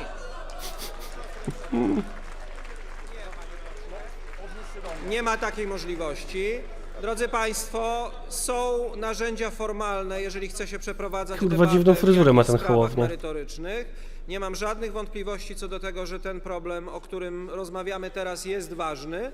Nie mam niestety wrażenia, że ta kłótnia, która tu się odbywa, w jakikolwiek sposób rozwiąże. Nie rozumiem problem kształtu jego tych, fryzury. którzy dzisiaj w polskich Nie miastach, rozumiem w polskich kubatury regionach protestują. jego I dlatego owłosienia. będziemy zmierzać do realizacji porządku dziennego tego posiedzenia. Bardzo proszę, wniosek formalny pan poseł Stefan Krajewski. Szanowny Panie Marszałku, Wysoka Izbo, dziś rolnicy protestują w wielu miejscach, ale oni rozumieją, że ci fałszywi prorocy, którzy tutaj udają obrońców, przez 8 lat nie zrobili nic, żeby poprawić sytuację polskich rolników. Pani minister Gębicka chciała w 2 tygodnie nadrobić 8 straconych lat. No nie udało się. Złożyła pani wszystkie gnioty, które przez 8 lat przygotowaliście. A co do opieszałości... Hołownia ma przez normalną ponad fryzurę, to rok głowę ma nie za dużą? rozumieliście tego, że można zablokować napływ ukraińskiego zboża. Nie zrobiliście Mateusz nic. nie szkaluje, to po prostu My znaczy, wiemy że nie dziś, potrafiłbym że cię są narysować. lepsze rozwiązania Siema, jako DG. rząd niż kaucja i te rozwiązania są wprowadzane. Wy nie potrafiliście ani kaucjonować, ani Los zablokować. Torpedo z dziwną to ma Rutkowski, A pan ale poseł Rutkowskiego właśnie łatwiej Sachajko narysować by walczy było. o silną pozycję w opozycji, bo rządowej nie dostał w ciągu ostatnich Narysuj w kapeluszu 8 lat. kowboja. Zastanówcie się nad tym, a Dziękuję. rolnicy dzisiaj nie chcą wojny, chcą spokojnej, merytorycznej rozmowy. Dziękuję. Dziękuję panie pośle. Siema, Kiraj. Pamiętajcie Państwo, jeden wniosek przeciwny. Bardzo proszę. Panie Marszałku, Proszę o Wysoka ciszę, Izbo. nie zagłuszajcie naprawdę, kiedy człowiek mówi. No trochę kultury, proszę bardzo. Panie Marszałku, Wysoka Izbo, wczoraj doszło do sytuacji skandalicznej. Pan Michał Kołodziejczak dzwonił Ale do proszę rolnika z pozwolić, to województwa ja będę podlaskiego, do pani decydował, Julity jakie Olszewskiej. było Mam na to screeny, mam na to dowody i zaczął ją zastraszać. Zaczął ją zastraszać. Mało tego, szanowni państwo, pan Michał Kołodziejczak wysłał do domu pani Julity Olszewskiej osiłków, silnych ludzi, którzy kazali usunąć jej film z internetu, który zrobił 3 miliony zasięgu. To jest skandal. Panie pośle, w jakim trybie? Sprostowania, rozumiem? W takim trybie, że ci zaraz Kończymy to. przypierdolę. Nie, drodzy państwo. To jest kłamstwo i pomówienie. O, taki kształt chyba może będzie pan okej. sobie kłamać. Panie pośle. Prawdy nie zakłamiecie. Pan Jarosław pośle. Kaczyński, pan prezes Co oni Kaczyński pierdolą? 22 czerwca 2022 roku Jaki powiedział, film? ukraińskie zboże nam nie zagraża, nie bójmy się przywozu do Polski. Panie To pośle. wy odpowiadacie za to wszystko, co się stało, a pan Panie pośle. za te pomówienia, które pan powiedział, spotkamy się w sądzie. Zapraszam. Panie pośle, Zapraszam, nie, pani kurwa. Minister, pani minister, pani poseł, Widzimy się nie, w kartuzach. Nie ma, nie, absolutnie nie, nic nie szkodzi pani poseł. Kończę ten wątek. Ale nie, ja nie muszę, ma ja pani muszę, prawa, panie- bo pani panie nie marszałku, udzieliłem. ja muszę. Bardzo proszę, żeby zajęła pani miejsce. Jeżeli rozumiem, natomiast to nie jest debata, to są wnioski formalne. Sprostowanie przysługuje w debacie. Za chwilę, jeżeli będą państwo potrzebowali przerwy w obradach i to dłuższej dla uspokojenia emocji, to tę przerwę zarządzę. Natomiast w tej chwili bardzo proszę, żeby zajęła pani miejsce na sali. I ludzie się zastanawiają, czy start Stanowskiego będzie niepoważny dla polskiej polityki. No kurwa. Poproszę o procedurę wykluczania posłów z obrad. Dziękuję. Panowie, rozpoczynam procedurę wykluczania was z obrad Sejmu. Procedura wykluczania rozpoczęta. Nie jesteśmy w przedszkolu i nie będę ustalał, kto zaczął, bo nie jestem przedszkolanką, tylko marszałkiem Sejmu. Jeżeli pojawiają się, proszę zająć miejsce. Proszę Jeżeli skleić pojawiają się, pizdę. Nie, panie pośle, zapraszam na miejsce. Tak?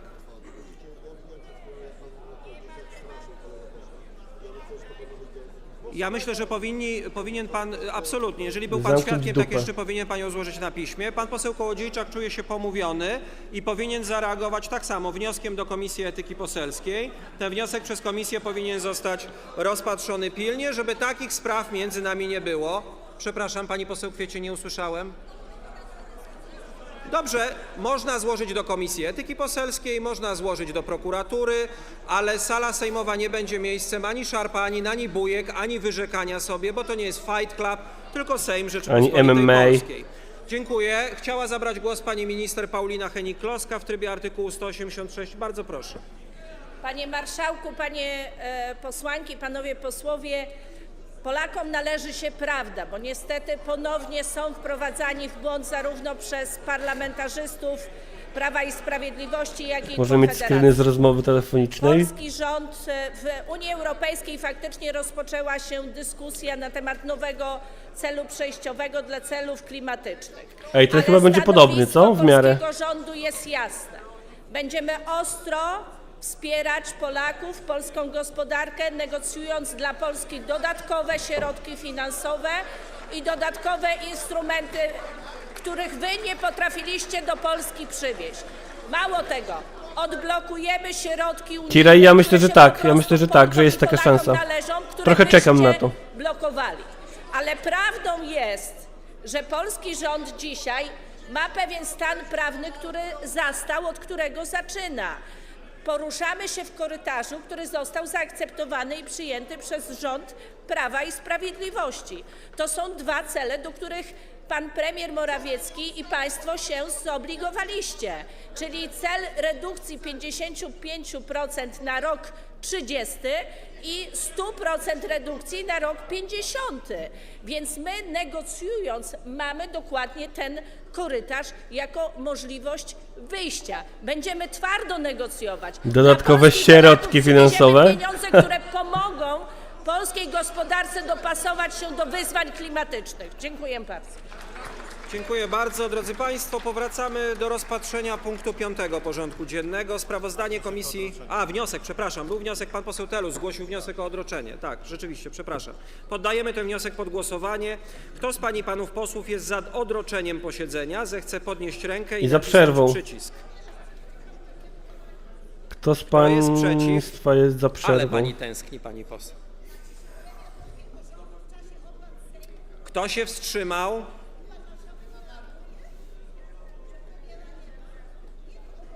Dziękuję.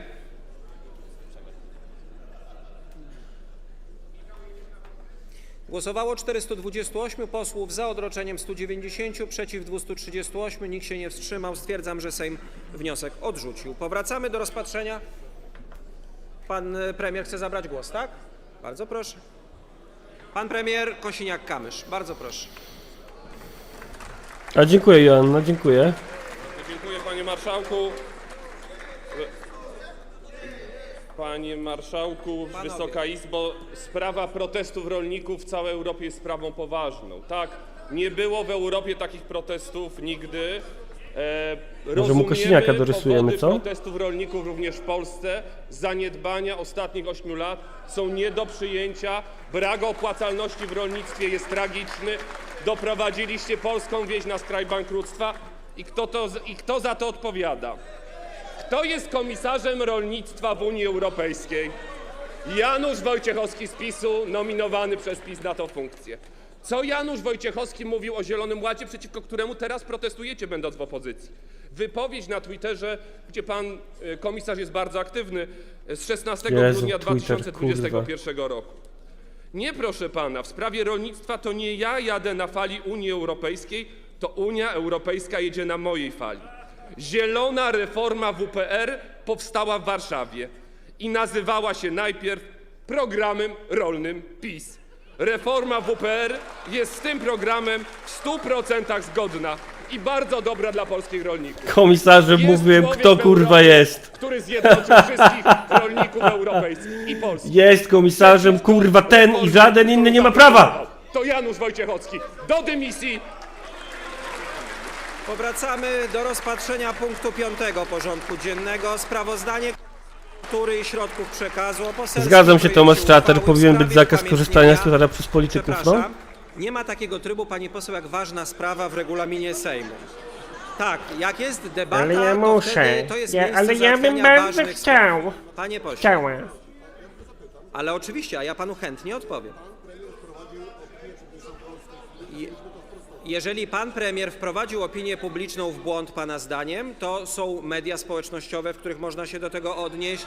Jest wiele innych miejsc, można zwołać konferencję prasową w tej sprawie, ale jeżeli w każdej sytuacji, w której ktoś z państwa twierdziłby, że powiedziana z tej mównicy została nieprawda, prostowałby ją z tej mównicy natychmiast po tym, spędzalibyśmy w tej wspaniałej izbie 24 godziny przez 365 dni w roku. Nie jest to miejsce uprawiania publicystyki, a stanowienia prawa. Tak, i premier, wicepremier korzysta ze swojego prawa, państwo mają swoje prawa. W tej chwili nie macie państwo prawa do zajmowania Nie macie stanowiska, państwo w tej ponieważ chwili nie ma prawa dyskusji. do darcia pizdy. Powróciliśmy do rozpatrzenia punktu 5. porządku dziennego. Jest to sprawozdanie Komisji Kultury i Środków Przekazu o poselskim projekcie uchwały w sprawie upamiętnienia Eugeniusza Romera w 70. rocznicę śmierci. O, to bardzo Komisja ciekawe. wnosi o przyjęcie projektu uchwały z druku 186. Głosujemy. Kto z pań i panów posłów jest za przyjęciem w całości projektu uchwały w brzmieniu z druku nr 186, zechce podnieść rękę i nacisnąć przycisk. Kto jest przeciw? Kto się wstrzymał? Dziękuję.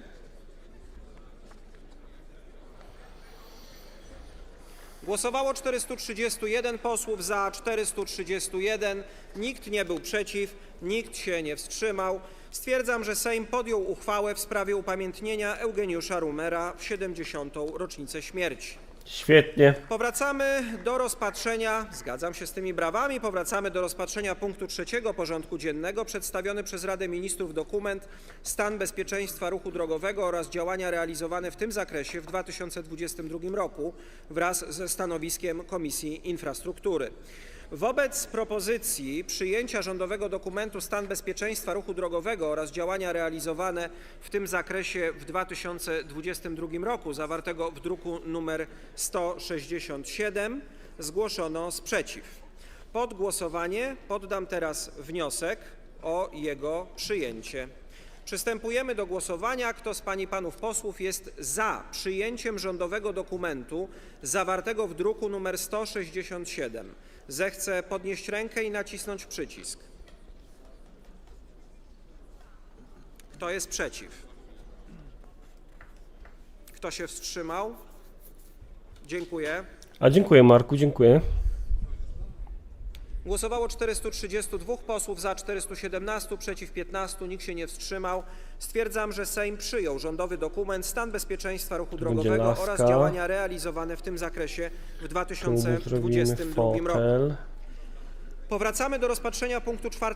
porządku dziennego. Jest to informacja ministra infrastruktury o skutkach stosowania ustawy Prawo wodne wraz ze stanowiskiem Komisji Gospodarki Morskiej i Żeglugi Śródlądowej. W dyskusji zgłoszono wniosek o odrzucenie przedstawionej informacji, który poddam pod głosowanie. Odrzucenie tego wniosku będzie oznaczało, że Sejm informację przyjął do wiadomości. Komisja wnosi o przyjęcie informacji. Przystępujemy do głosowania. Kto z pań i panów posłów jest za przyjęciem wniosku o odrzucenie informacji zawartej w druku nr 86, zechce teraz podnieść rękę i nacisnąć przycisk. Kto jest przeciw? Kto się wstrzymał? Dziękuję. Głosowało 432 posłów, za 254, przeciw 178, nikt się nie wstrzymał. Stwierdzam, że Sejm wniosek o odrzucenie informacji przyjął. Powracamy do rozpatrzenia punktu 9. porządku dziennego. Sprawozdanie Komisji Finansów Publicznych o rządowym projekcie ustawy o zmianie ustawy o pomocy obywatelom Ukrainy w związku z konfliktem zbrojnym na terytorium tego państwa, ustawy o podatku dochodowym od osób fizycznych oraz ustawy o podatku dochodowym od osób prawnych. Dodatkowe sprawozdanie komisji to druk nr 196-A. Przystępujemy do trzeciego czytania. Proszę panią poseł Krystynę Sibińską o przedstawienie dodatkowego sprawozdania komisji. Pani poseł, bardzo proszę.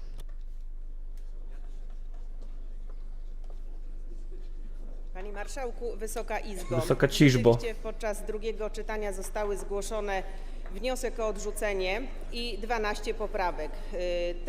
Ten wniosek i poprawki zgłosiła Konfederacja. Komisja Finansów rozpatrzyła te poprawki. To są bardzo złe poprawki, ponieważ odrzucają pomoc osobom, które przyjechały w czasie wojny z Ukrainy. Komisja rozpatrzyła zarówno wniosek o odrzucenie, jak i poprawki i rekomenduje, żeby zarówno wniosek, jak i poprawki odrzucić. Dwa słowa jeszcze komentarza do tego wszystkiego. Szanowni Państwo, w czasie debaty w dniu wczorajszym były już minister pouczał nas, pouczał również mnie o tym, jak Memcenu Mazurkę powiedział, że coś się w nim burzy, bo on nie może kupić wielu leków, a 15-latka będzie mogła kupić tabletkę dzień po. Zapomniał te uwagi przekazać chyba Dzisiaj widziałem taką wymianę zdań z przeklętego Twittera, że Katarzyna Kotula narzekała, że ktoś gdzieś martwi się, że a co jak taka dziewczyna tabletkę dzień po sobie zje w 4. miesiącu ciąży? I co wtedy będzie? Co wtedy będzie? I właśnie Kotula napisała, że kurde, ludzie potrzebują edukacji seksualnej. I ta rzeczniczka Konfederacji, z którą oglądaliśmy wczoraj Tomka Lisa, odpowiedziała na to, no ale co jest złego w tym pytaniu? Czyli wszystkich pomocowych działań, które jako rząd polski zostały zgłoszone do pomocy Ukraińcom. Członkowie Komisji Finansów z PiS-u w wstrzymywali się, czyli nie za projektem, który przedstawił nasz rząd, bo to rozumiem, że mogli powiedzieć, że to jest zły projekt, ale te poprawki dotyczą tych przepisów, które Państwo przygotowaliście. Nie udzielił Pan odpowiednich instrukcji swoim kolegom i wstrzymywaliście się przy tych poprawkach. Mam nadzieję, że pójdziecie po rozum do głowy i zagłosujecie za odrzuceniem tych poprawek. Dziękuję bardzo pani poseł. Zastanawiam się, kogo z takim oddaniem filmuje teraz pan poseł Kaleta. Który Kaleta? Tak tylko pytam, bo może dzieje się coś, o czym powinienem wiedzieć. Ale jeśli nie, to przystępujemy do głosowania. Kto z pań i panów posłów jest za przyjęciem wniosku o odrzucenie projektu ustawy w całości? Zechce teraz podnieść rękę i nacisnąć przycisk.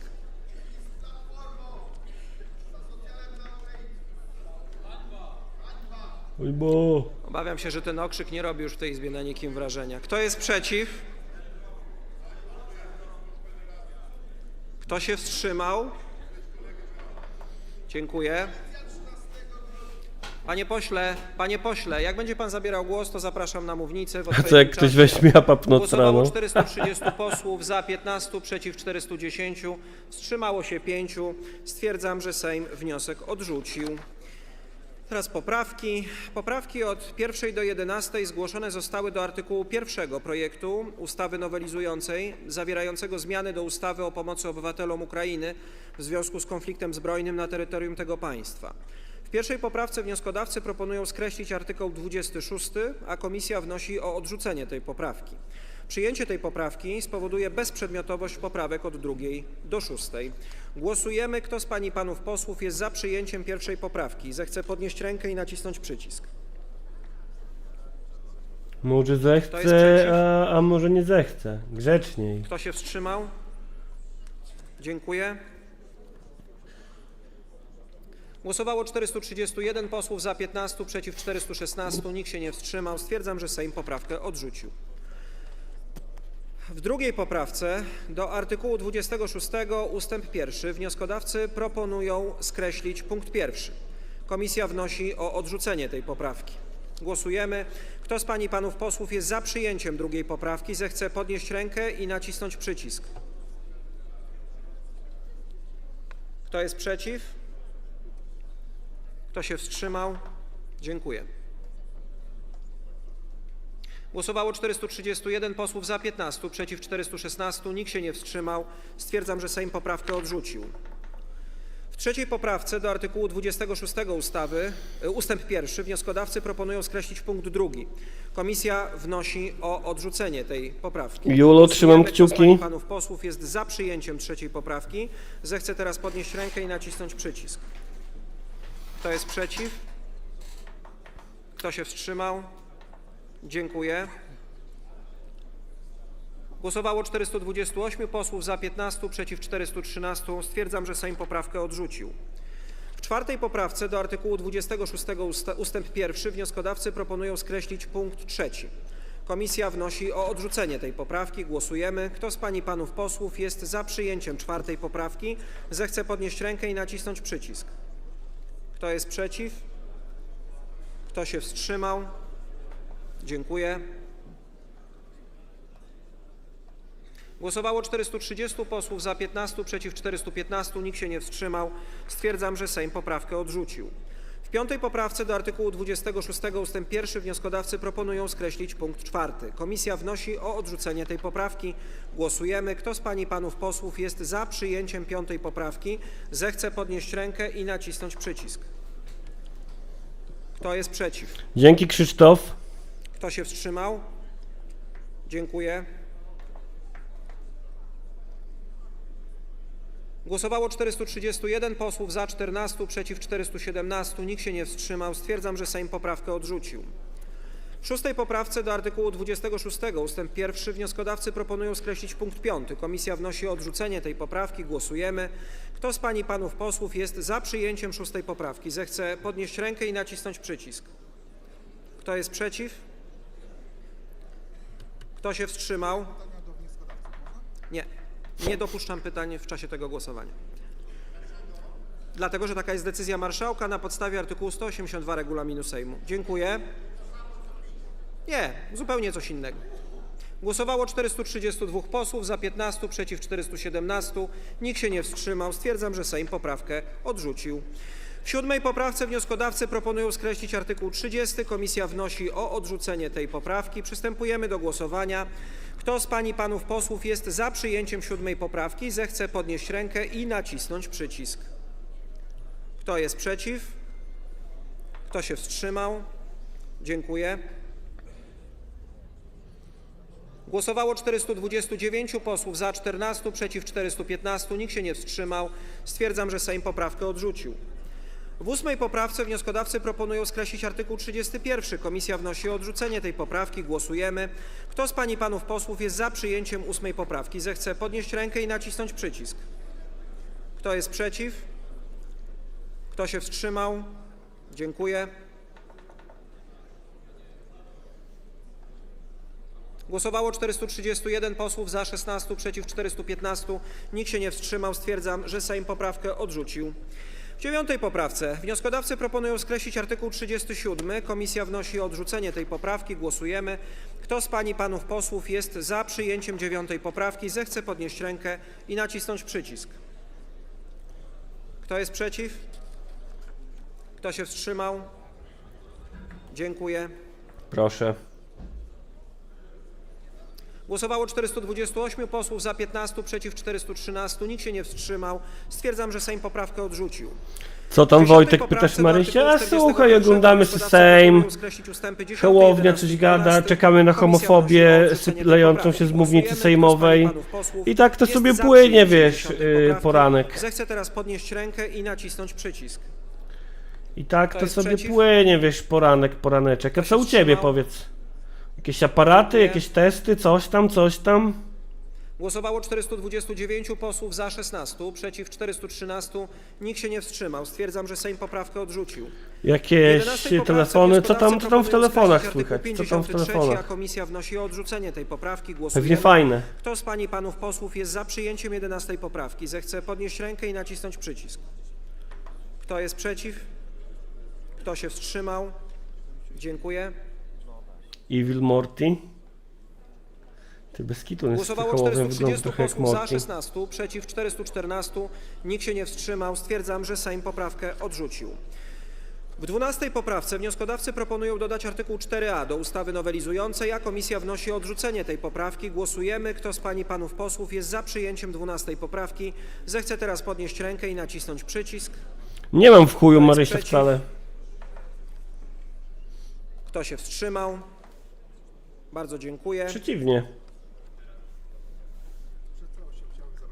Głosowało 430 posłów, za 15, przeciw 415, nikt się nie wstrzymał. Stwierdzam, że Sejm poprawkę odrzucił. Panie pośle, głosujemy. Jesteśmy w trakcie głosowania. Ale głosujemy w tej chwili właśnie całość ustawy. Panie pośle, i proszę stulić nie ma pizdę. zadawania pytań. Mieliście państwo debatę w tej sprawie. Sprawa jest zamknięta. Jesteśmy w trakcie głosowania. Przystępujemy do głosowania nad całością projektu ustawy. Kto z pań i panów posłów jest za przyjęciem w całości projektu ustawy w brzmieniu z druku nr 196 wraz z przyjętymi poprawkami, a bez poprawek, bo nie przyjęliśmy ich, zechce teraz podnieść rękę i nacisnąć przycisk. Jeżeli dalej będzie pan zakłócał obrady Sejmu, panie pośle Pana stąd Tumanowicz. wypierdolę. Jezu, Tumanowicz, kurwa, że Panie on się pośle dostał do Tumanowicz. parlamentu, to jest taka hańba. Nie, nie zostawię. Panie pośle Tumanowicz, albo przestanie pan krzyczeć, albo zaczynamy wykluczanie. Chce pan spróbować tej procedury? Poproszę o procedurę wykluczania posła z obrad. Tak? Jedziesz, Goszymi. Panie pośle Tumanowicz, zechce pan zakończyć wystąpienie? Dziękuję. Kto z pań i panów posłów jest za przyjęciem... Czy zechce pan zakończyć wystąpienie z ław poselskich? Dobrze, że pan chciał zabrać głos, a ja go panu nie udzieliłem. Kto z pań i panów posłów jest za przyjęciem w całości projektu ustawy w brzmieniu z druku nr 196, zechce podnieść rękę i nacisnąć przycisk. Kto jest przeciw? Kto się wstrzymał? Bardzo dziękuję. Głosowało 430 posłów, za 414, przeciw 15, wstrzymał się 1. Stwierdzam, że Sejm uchwalił ustawę o zmianie ustawy o pomocy obywatelom Ukrainy w związku z konfliktem zbrojnym na terytorium tego państwa, ustawę o podatku dochodowym od osób fizycznych oraz ustawę o podatku dochodowym od osób prawnych.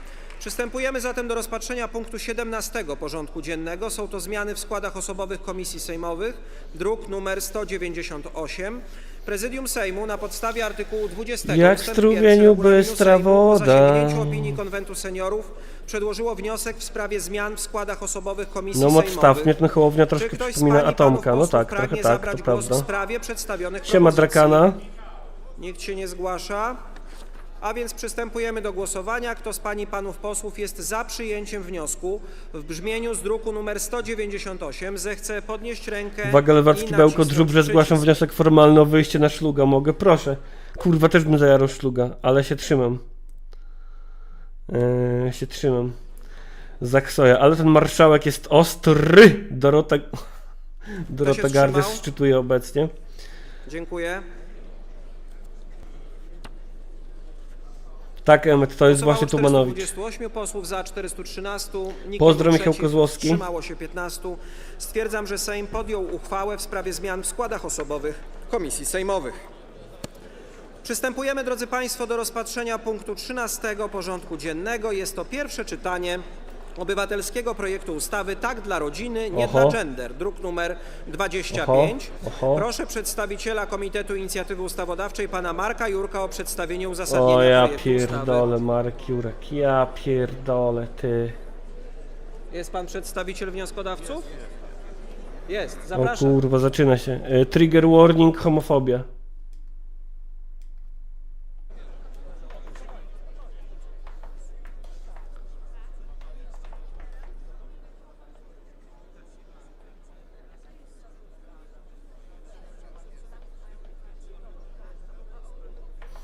Zastanawiam się, czy te kreski zrobić grubsze, czy zrobić je takie kurde, takie po prostu zwielokrotnione te, żeby one wyglądały tak trochę niechlujnie, o tak, coś takiego, no nie? Podoba mi się takie niechlujstwo, trochę takie janko-kozowe. Czyli będą jeszcze dzisiaj generowane soundbindy? Będą, zdecydowanie. O, tu mam wykluczanie. Dzień dobry. O, tu mam wykluczanie.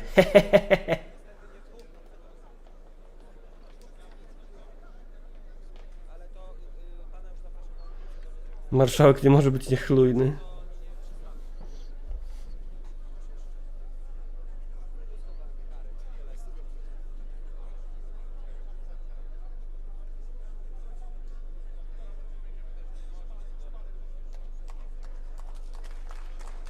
How is Marek Jurek still a thing? Nie wiem, myślę, że musimy podziękować takim mediom jak Kultura Liberalna, które zapraszały go jako gościa, jako rozsądnego konserwatystę. Marszałku Marku Jurek, bardzo proszę Najlepiej o jakby te zabranie kreski głosu. były takie kurde te, no właśnie. Obrady trwają, dziękuję bardzo. Proszę bardzo. Takie kurwa. Dobra, to zrobimy na nowej warstwie i zobaczymy. Jak To co, zaczynamy, tak? Tak, absolutnie, trwają obrady, nie ma przerwy. Panie Marszałku, Wysoka Izbo, jestem dzisiaj w sytuacji szczególnej, dlatego że jak Państwo wiecie, w parlamencie pracowałem długo, bywałem jeszcze dłużej, w sumie 35 lat i po raz pierwszy jestem w takiej sytuacji, że mam do czynienia z czymś, co chyba trzeba by nazwać reasumpcją projektu ustawy. Dlatego, że ustawa Tak dla rodziny, nie dla gender miała swoje pierwsze czytania 3 lata temu. 3 lata temu i dzisiaj po 3 Nie latach dla gender. znowu musimy zaczynać tak, jakby właściwie nic się przez ten czas nie stało, a przez ten czas się dużo wydarzyło, dlatego że konwencja stambulska, do której wypowiedzenia chcemy w tym projekcie ustawy upoważnić prezydenta Rzeczypospolitej, no jest takim ciężkim orzechem do zgryzienia nie tylko dla całej Europy, ale nawet szerzej. Nie sądzę. A na czym polega ten problem z konwencją stambulską, to chyba streścił najlepiej pan minister Szymon Sękowski-Welsenk w czasie debaty, którą mieliśmy podczas ostatniej kampanii wyborczej do Parlamentu Europejskiego. Otóż, jeżeli dobrze streszczam, założenie doktrynalne, które pan minister wtedy sformułował, Umowy międzynarodowe należy oceniać nie tylko pod kątem ich zawartości, ale również pod kątem tytułu. I proszę Państwa, ta bardzo specyficzna doktryna tak naprawdę dobrze streszcza charakter dzisiejszej współczesnej polityki, gdzie często hasła są ważniejsze od odpowiedzialności narodowej, gdzie konsekwencje dokumentów prawnych są ważniejsze od efektu propagandowego, czy jak to teraz się nazywa, wizerunkowego. A tak naprawdę ofiarą tej sytuacji w istocie Polska rodzina jest społeczeństwo. Panie marszałku, poproszę o chwilę przerwy. O, na to, może przerwę żebyśmy byśmy mogli zrobili. żebyśmy mogli spokojnie albo wsłuchać się w wystąpienie przedstawiciela Komitetu Inicjatywy Ustawodawczej, pana marszałka Marka Jurka, albo jeżeli kogoś nie interesuje, to proszę dyskusję przenieść poza salę sejmową. Bardzo proszę. Do kogo on mówi, panie marszałku, jak on tu Frekwencja marszałkuje? jest stosunkowo duża, jak na pierwsze czytania ustaw.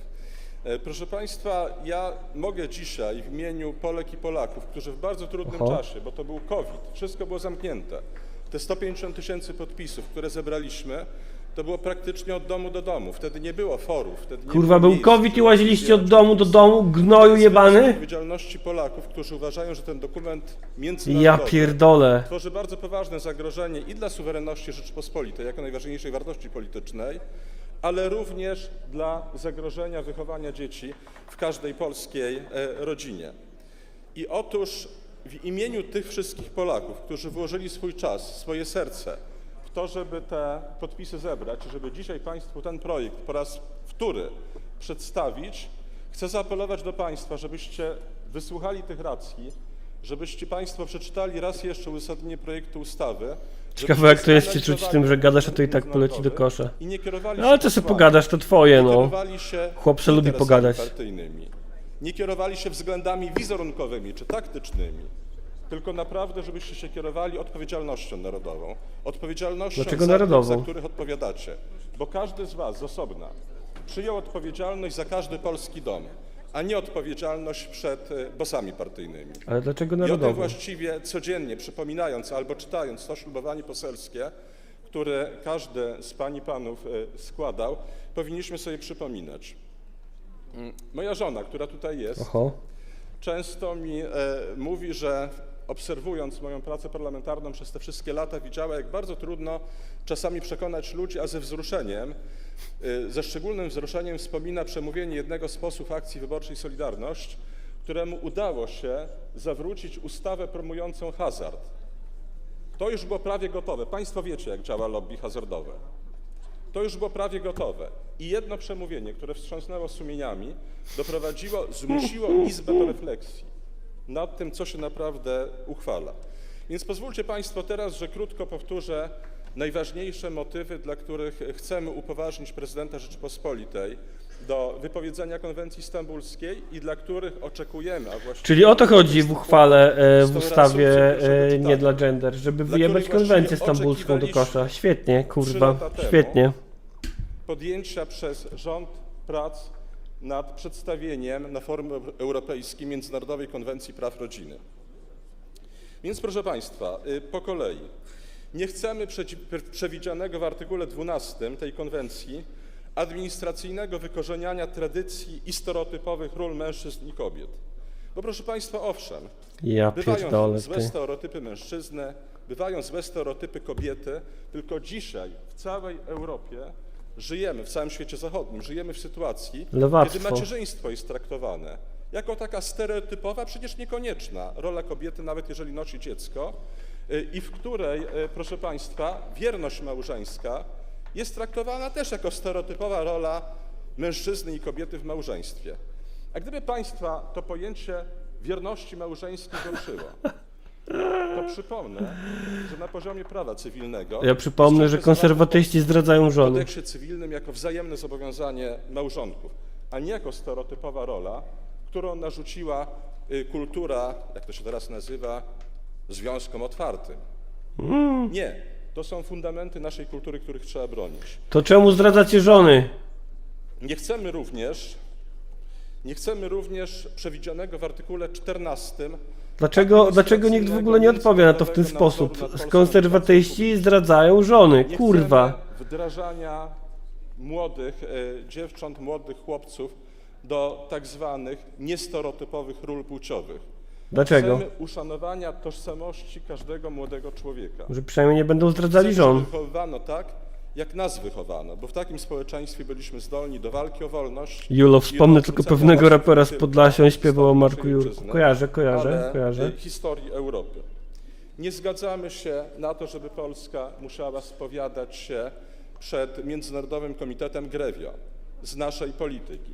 Bo Też to, nie proszę zgadzam państwa, się, nie żeby Komitet Polska Grevio musiała się ustanowiony spowiadać, przez i tą Polki, i Polacy. konwencję, ale to wy, przedstawicielstwo narodowe, panie i panowie posłowie, wy jesteście tym organem kontrolnym, który powinien gwarantować wykonywanie prawa i który powinien stanowić dobre prawo. Naprawdę, ja głęboko w to wierzę, że owszem, no pewnie w tej kadencji jak w poprzednich większość z państwa prosiła Boga o pomoc w wykonaniu swoich obowiązków, ale ja głęboko wierzę, tak jak w Konstytucji, w waszą odpowiedzialność, niezależnie od tego, czy macie świadomość, że jest odpowiedzialność przed Bogiem, czy po prostu realizujecie ją w osobistym sanktuarium sumienia. Wasza władza kontrolna, wasza władza Osobiste prawodawcza, sanktuarium was i sumienia. waszych następców wystarczy, nie potrzebujemy nadzoru międzynarodowego. I proszę państwa, A Watykan?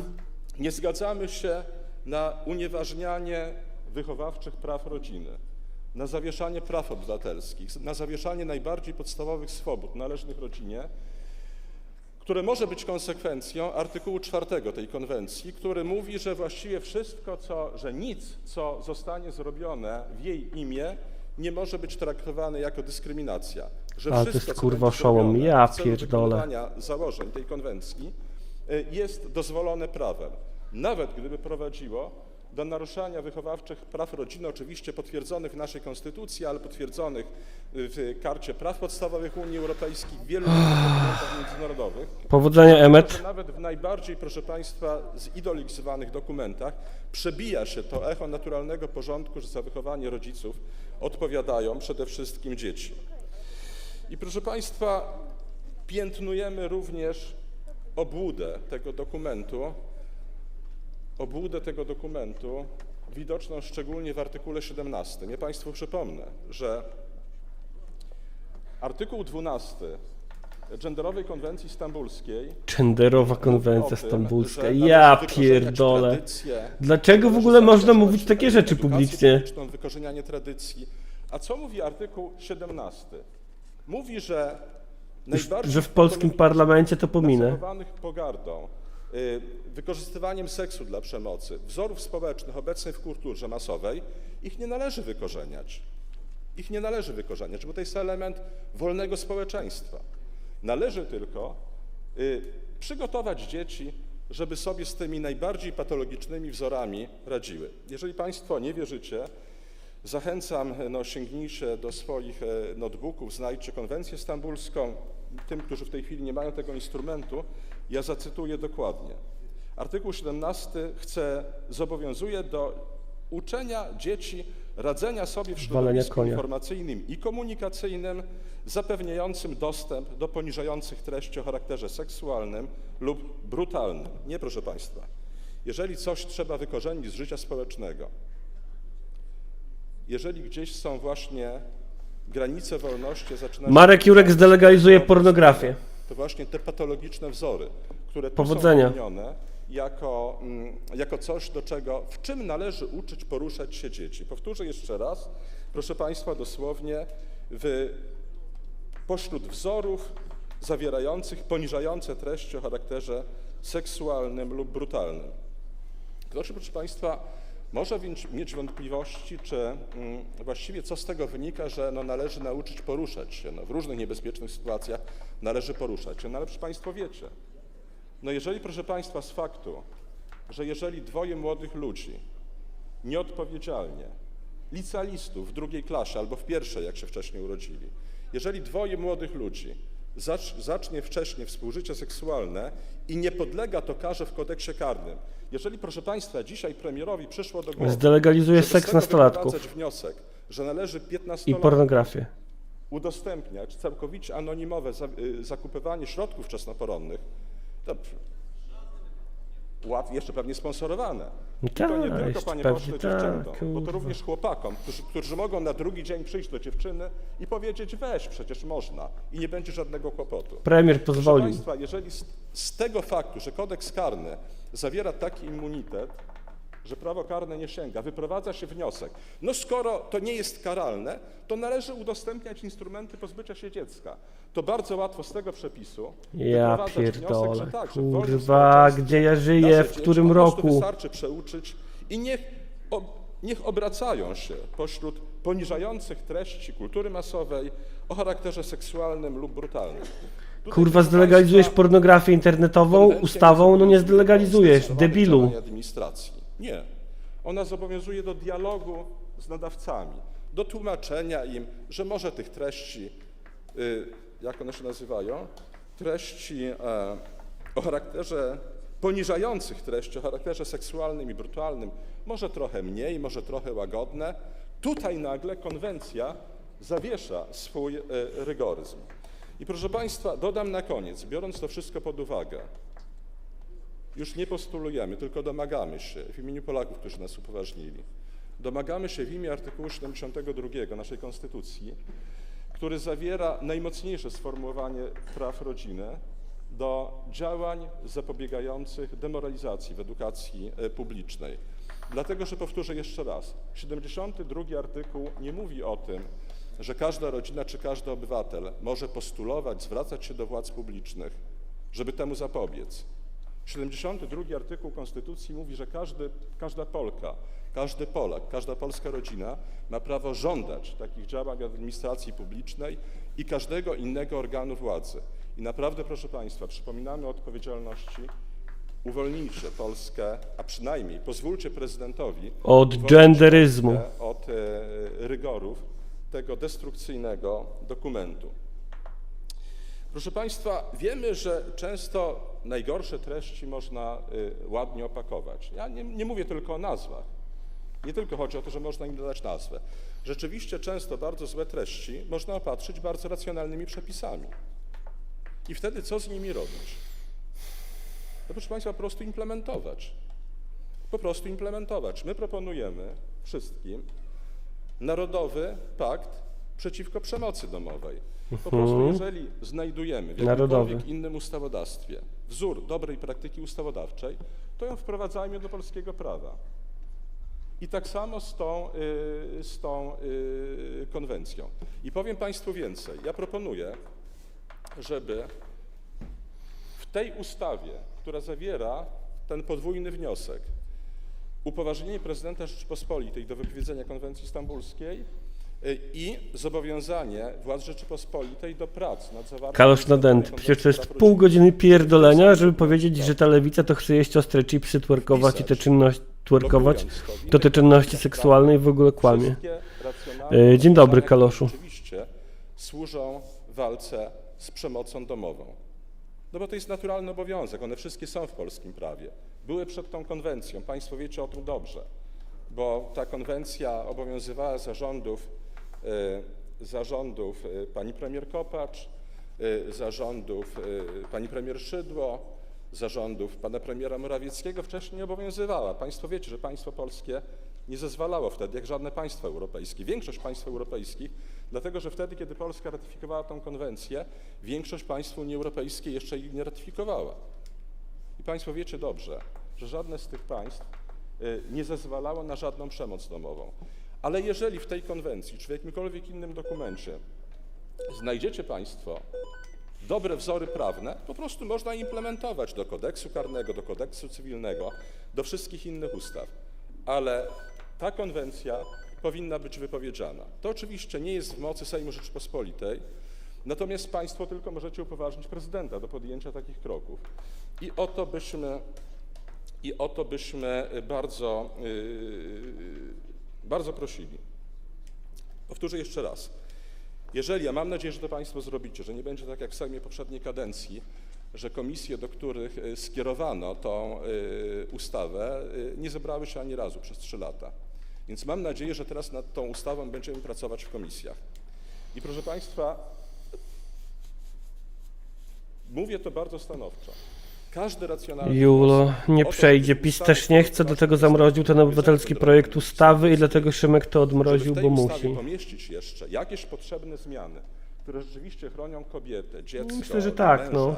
rodzinę przed przemocą domową. To procedowanie tego to Wszystkie tylko te formalność wnioski podobno, no. poprzemy. Wszystkie te wnioski będziemy autoryzować. Oczywiście pod warunkiem, że nie są to wnioski ideologiczne,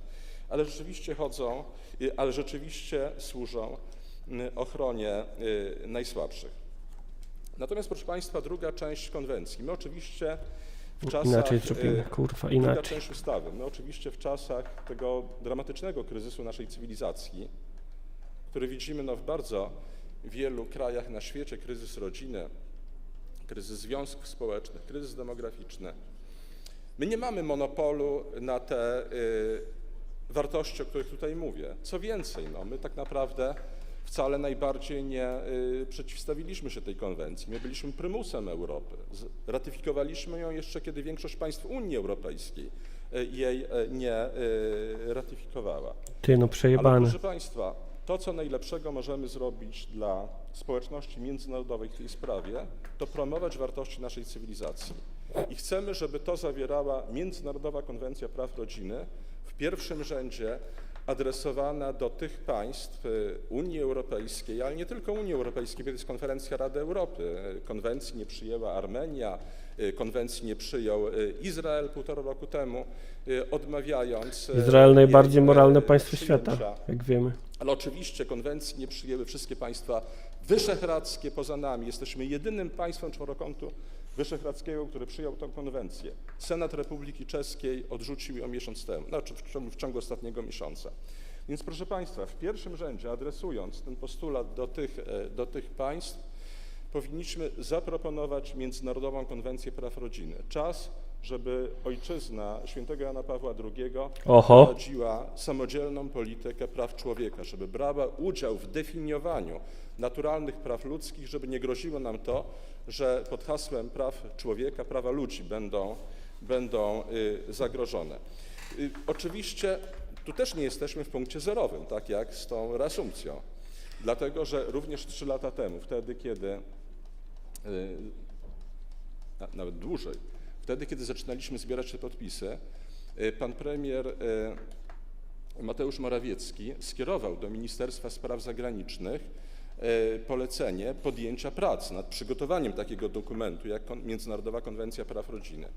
Oczywiście nie poznaliśmy jego oficjalnej treści.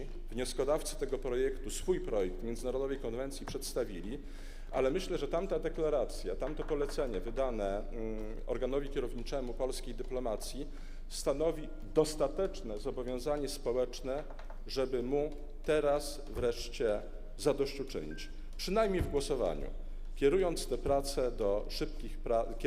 projekt do szybkich prac w komisji sejmowej, na co mam nadzieję. Bardzo dziękuję paniom i panom posłom za uwagę.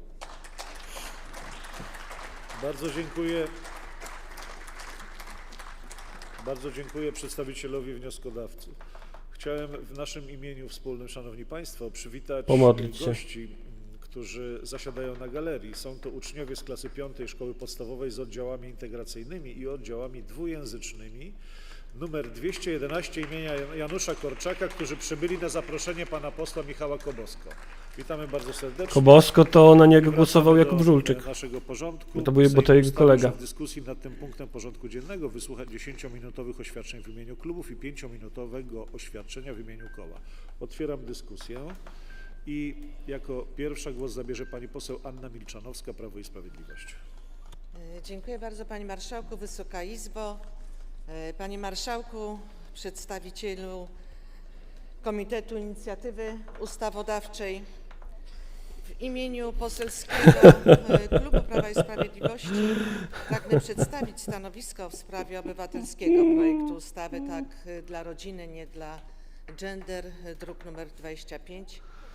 Przedmiotowy projekt zakłada wyrażenie zgody na dokonanie przez prezydenta... Dobrze, że jest ten live, mówi Swordly, bo jeszcze nie wziąłem przerwy w pracy, to już ponad 2 godziny, polecam się. ...o zapobieganiu i zwalczaniu przemocy wobec kobiet i przemocy domowej, sporządzonej w Stambule 11 maja 2011 roku, tak zwana konwencja stambulska, ratyfikowanej przez prezydenta Rzeczypospolitej Polskiej Bronisława Komorowskiego 13 kwietnia 2015 po uprzednim wyrażeniu zgody w ustawie z dnia 6 lutego 2015 roku. Konwencja ta z założenia miała stać się ważnym aktem mającym na celu poprawę sytuacji kobiet oraz ograniczenie przemocy domowej. Jednak należy podkreślić, że budzi ona, a w szczególności jej tłumaczenie opublikowane w Dzienniku Ustawowym, wątpliwości co do rzeczywistych skutków jej wprowadzania. W krajowej dyskusji publicznej często zarzuca się jej niezgodności z konstytucją. Niektórych zapisów tej konwencji z Konstytucją Rzeczypospolitej Polskiej. Chodzi o przemoc domową? Prezes Rady Ministrów, pan Mateusz Morawiecki, 30 lipca 2020 roku skierował do Trybunału Konstytucyjnego wniosek o zbadanie zgodności z konstytucją przyjętej umowy międzynarodowej. A 30 stycznia 2024 roku, czyli kilkanaście dni temu, pan premier Donald Tusk, stojący na czele rządu 13 grudnia, wycofał wniosek Oni są śmieszni z tym 13 Trybunału grudnia, co? Konstytucyjnego. Uniemożliwił tym samym zbadanie zgodności z konstytucją konwencji stambulskiej przez jedyny w Polsce organ mający prerogatywy do orzekania o zgodności z konstytucją. Brak możliwości jednoznacznego ocenienia przez konstytucyjny organ Rzeczypospolitej Polskiej tego aktu prowadzi do wielu sporów i dyskusji co do zgodności tego aktu z ustawą zasadniczą. Konwencja stambulska budzi emocje również w innych Polska jest tak państwach. katolicka, że nawet Sejm brzmi jak mowa pogrzebowa przyrzekana. Dobry Jezu, Marszałek a nasz Panie, o to my dziś prosimy za nie. które zdecydowały się Dobry Jezu, a nasz Panie, daj im wieczne spoczywanie. jednoznacznymi pojęciami, podważanie wartości tradycyjnych naszej tożsamości. Sworli to jest zbyt dokładnie prowadzony spin, żeby to przypadkowo im spadło. Tak, polecam moje 2 odcinki jak na razie serii o prawicowym spisku w Europie. W polskim systemie prawnym, i warto to podkreślić, niezależnie od zapisów konwencji stambulskiej, było to również przed chwilą wspominane, istnieją mechanizmy zapewniające skuteczną walkę o prawa kobiet i umożliwiające przeciwdziałanie przemocy domowej. Dotychczasowe prace Parlamentu utrwalały gwarancję ochrony praw obywateli w tym zakresie. Temu celowi służyła m.in. uchwalona z inicjatywy rządu pana premiera Morawieckiego ustawa z 9 marca 2023 roku Tak było, o nie zmianie zmyślam. ustawy o przeciwdziałaniu przemocy w rodzinie oraz niektórych innych ustaw. Pozwoliła ona dostosować obowiązujące regulacje do zmieniających się uwarunkowań oraz wprowadzić do porządku prawnego kompleksowych rozwiązań dotyczących zwiększania skuteczności przeciwdziałania przemocy domowej. Serii, oraz którą miałem monitorowania kontynuować, ona będzie kontynuowana, skargi Aleksandra zjawiska. Szalkiewicz. Warto też podkreślić, że Polska jest krajem z najwyższym wskaźnikiem Tylko jeszcze nie wiem kiedy. najniższej przemocy domowej, proszę Państwa, w No krajach, tak. w których obowiązują zapisy konwencji stambulskiej, na przykład w krajach Dobrze robią, dobrze jest. skandynawskich, przemoc domowa jest dwukrotnie wyższa Ładnie. aniżeli w Polsce, więc my mamy się czym pochwalić. Złożenie przedmiotowego Chodzi ci o to, że się obywatelskiego jej w Polsce nie projektu ustawy zgłasza, może tak? być ważnym impulsem do rzeczowego przeanalizowania Słuchajcie, zapisów ja konwencji opowiem wam, stambulskiej kurwa, przez Parlament i tym samym pozwolić jednoznacznie ustalić, czy opublikowanie ja mam ostatnio akcję z przemocą domową u sąsiadów. parlamentu, a umowa Miałem rozmowę z policjantem, postanowieniami ustawy który zostawił mnie swój numer, żebym dzwonił, jak coś się będzie działo. Powiedział mi, żebym nie składał zeznań, bo to nie ma sensu, a jak do niego dzwoniłem, to nie odbierał. budzącym tak wielu wątpliwości, co zakłada przedmiotowy projekt ustawy obywatelskiej. Wobec powyższego celem przeprowadzenia głębszej analizy Także i myślę, że rozważenia tutaj może być, wszystkich zarzutów kierowanych względem może umowy być międzynarodowej, tajemnica tych której statystyk. dotyczy projekt ustawy, zasadne jest skierowanie wskazanego projektu do dalszych prac parlamentarnych i skierowanie do odpowiedniej komisji. Dziękuję. Bardzo dziękuję pani poseł. Zapraszam teraz panią poseł Sylwię Bielawską, która przedstawi stanowisko Klubu Parlamentarnego Koalicja Obywatelska.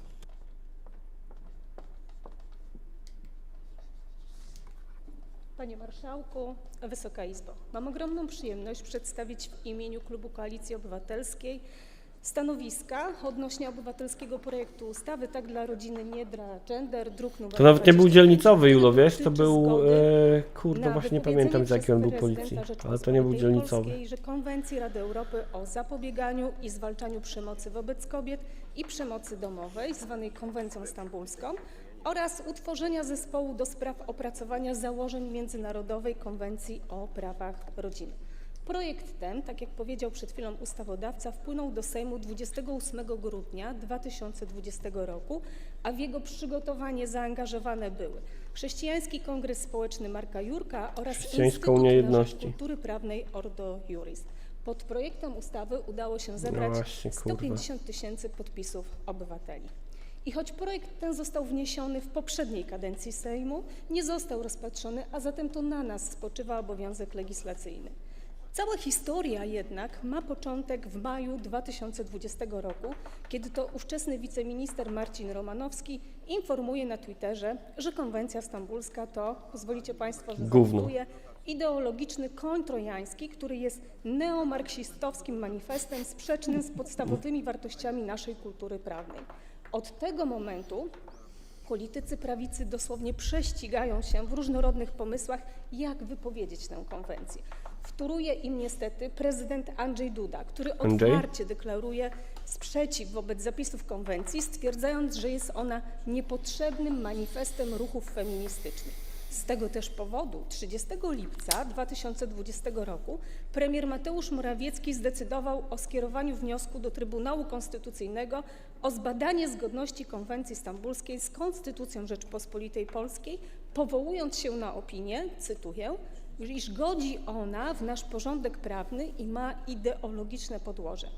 Ze zgrozą stwierdzam jednak, że pan premier przegrał wyścig o palmę pierwszeństwa, bowiem to ówczesny minister sprawiedliwości Zbigniew Ziobro zaledwie kilka dni wcześniej złożył do minister pracy, rodziny i polityki społecznej pani Marleny Maląg wniosek o wszczęcie procedury wypowiedzenia konwencji, uzasadniając to, że jest ona w warstwie ideologicznej niezgodna z Konstytucją Rzeczypospolitej Polskiej i polskim porządkiem prawnym. Znawcy twierdzą, że ruch premiera miał tak naprawdę częściowo uspokoić i zadowolić radykalnych polityków Zjednoczonej Prawicy, gdyż ta decyzja pozwoliła odwlec niewygodny temat konwencji i zmniejszyć niepokoje w koalicji. Podobnie miało być z tym projektem ustawy, który został złożony w grudniu, ale utknął, jak widać, w słynnej zamrażalce sejmowej na długie, długie lata. Czego zatem dotyczy projekt i dlaczego wywołał on tak wiele emocji? Najprościej mówiąc, jest to wezwanie prezydenta do wycofania się z konwencji stambulskiej, którą podpisało i przestrzega 45 europejskich państw. Inicjatorzy proponują wypowiedzenie konwencji z dwóch ważnych powodów. Sprawdźmy zatem, co kryje się za tymi pełnymi emfazy i patosu słowami o konstytucji, o rodzinie i o bezpieczeństwie. Za pojęciami rudymentarnymi może bowiem czaić się szereg zarówno prawdziwych, jak i szkodliwych i dla rodziny, i dla bezpieczeństwa kobiet też. Bo czym według Państwa jest bezpieczeństwo? Czym i jak jest rozumiana rodzina i dlaczego tak bardzo boją się Państwo rozmów o przemocy domowej? Jest to doprawdy zastanawiające. Przypomnę, że zapisy konwencji są nastawione na profilaktykę i zwalczanie przemocy oraz na politykę równościową względem kobiet i mężczyzn. To dokument, który nakłada na konkretne państwa obowiązki wobec kobiet i dziewcząt doznających przemocy. Jak pokazują badania, zjawisko przemocy jest wciąż bardzo poważnym problemem także u nas w kraju. Corocznie ponad 700 000 kobiet doświadcza tego zjawiska. O, w Co Szwecji gorsza, więcej przemoc zgłoszeń wobec jest. kobiet ma charakter strukturalny i systemowy. Jest jednym z narzędzi dyskryminacji i wykluczenia społecznego, które uniemożliwia kobietom i dziewczętom pełny rozwój. zarówno Nie można sfery tak mówić, że w osobistej, Polsce jak i coś się złego publicznej. dzieje. Nie Skąd można. zatem taka niechęć do konwencji? Dlaczego posłowie Zjednoczonej Prawicy tak nerwowo zareagowali i nagle zaczęli twierdzić, że konwencja ta zawiera niebezpieczne, kontrowersyjne i ideologiczne postanowienia? Co sprawiło, że podjęto tak drastyczne kroki i paniczne próby wypowiedzenia konwencji?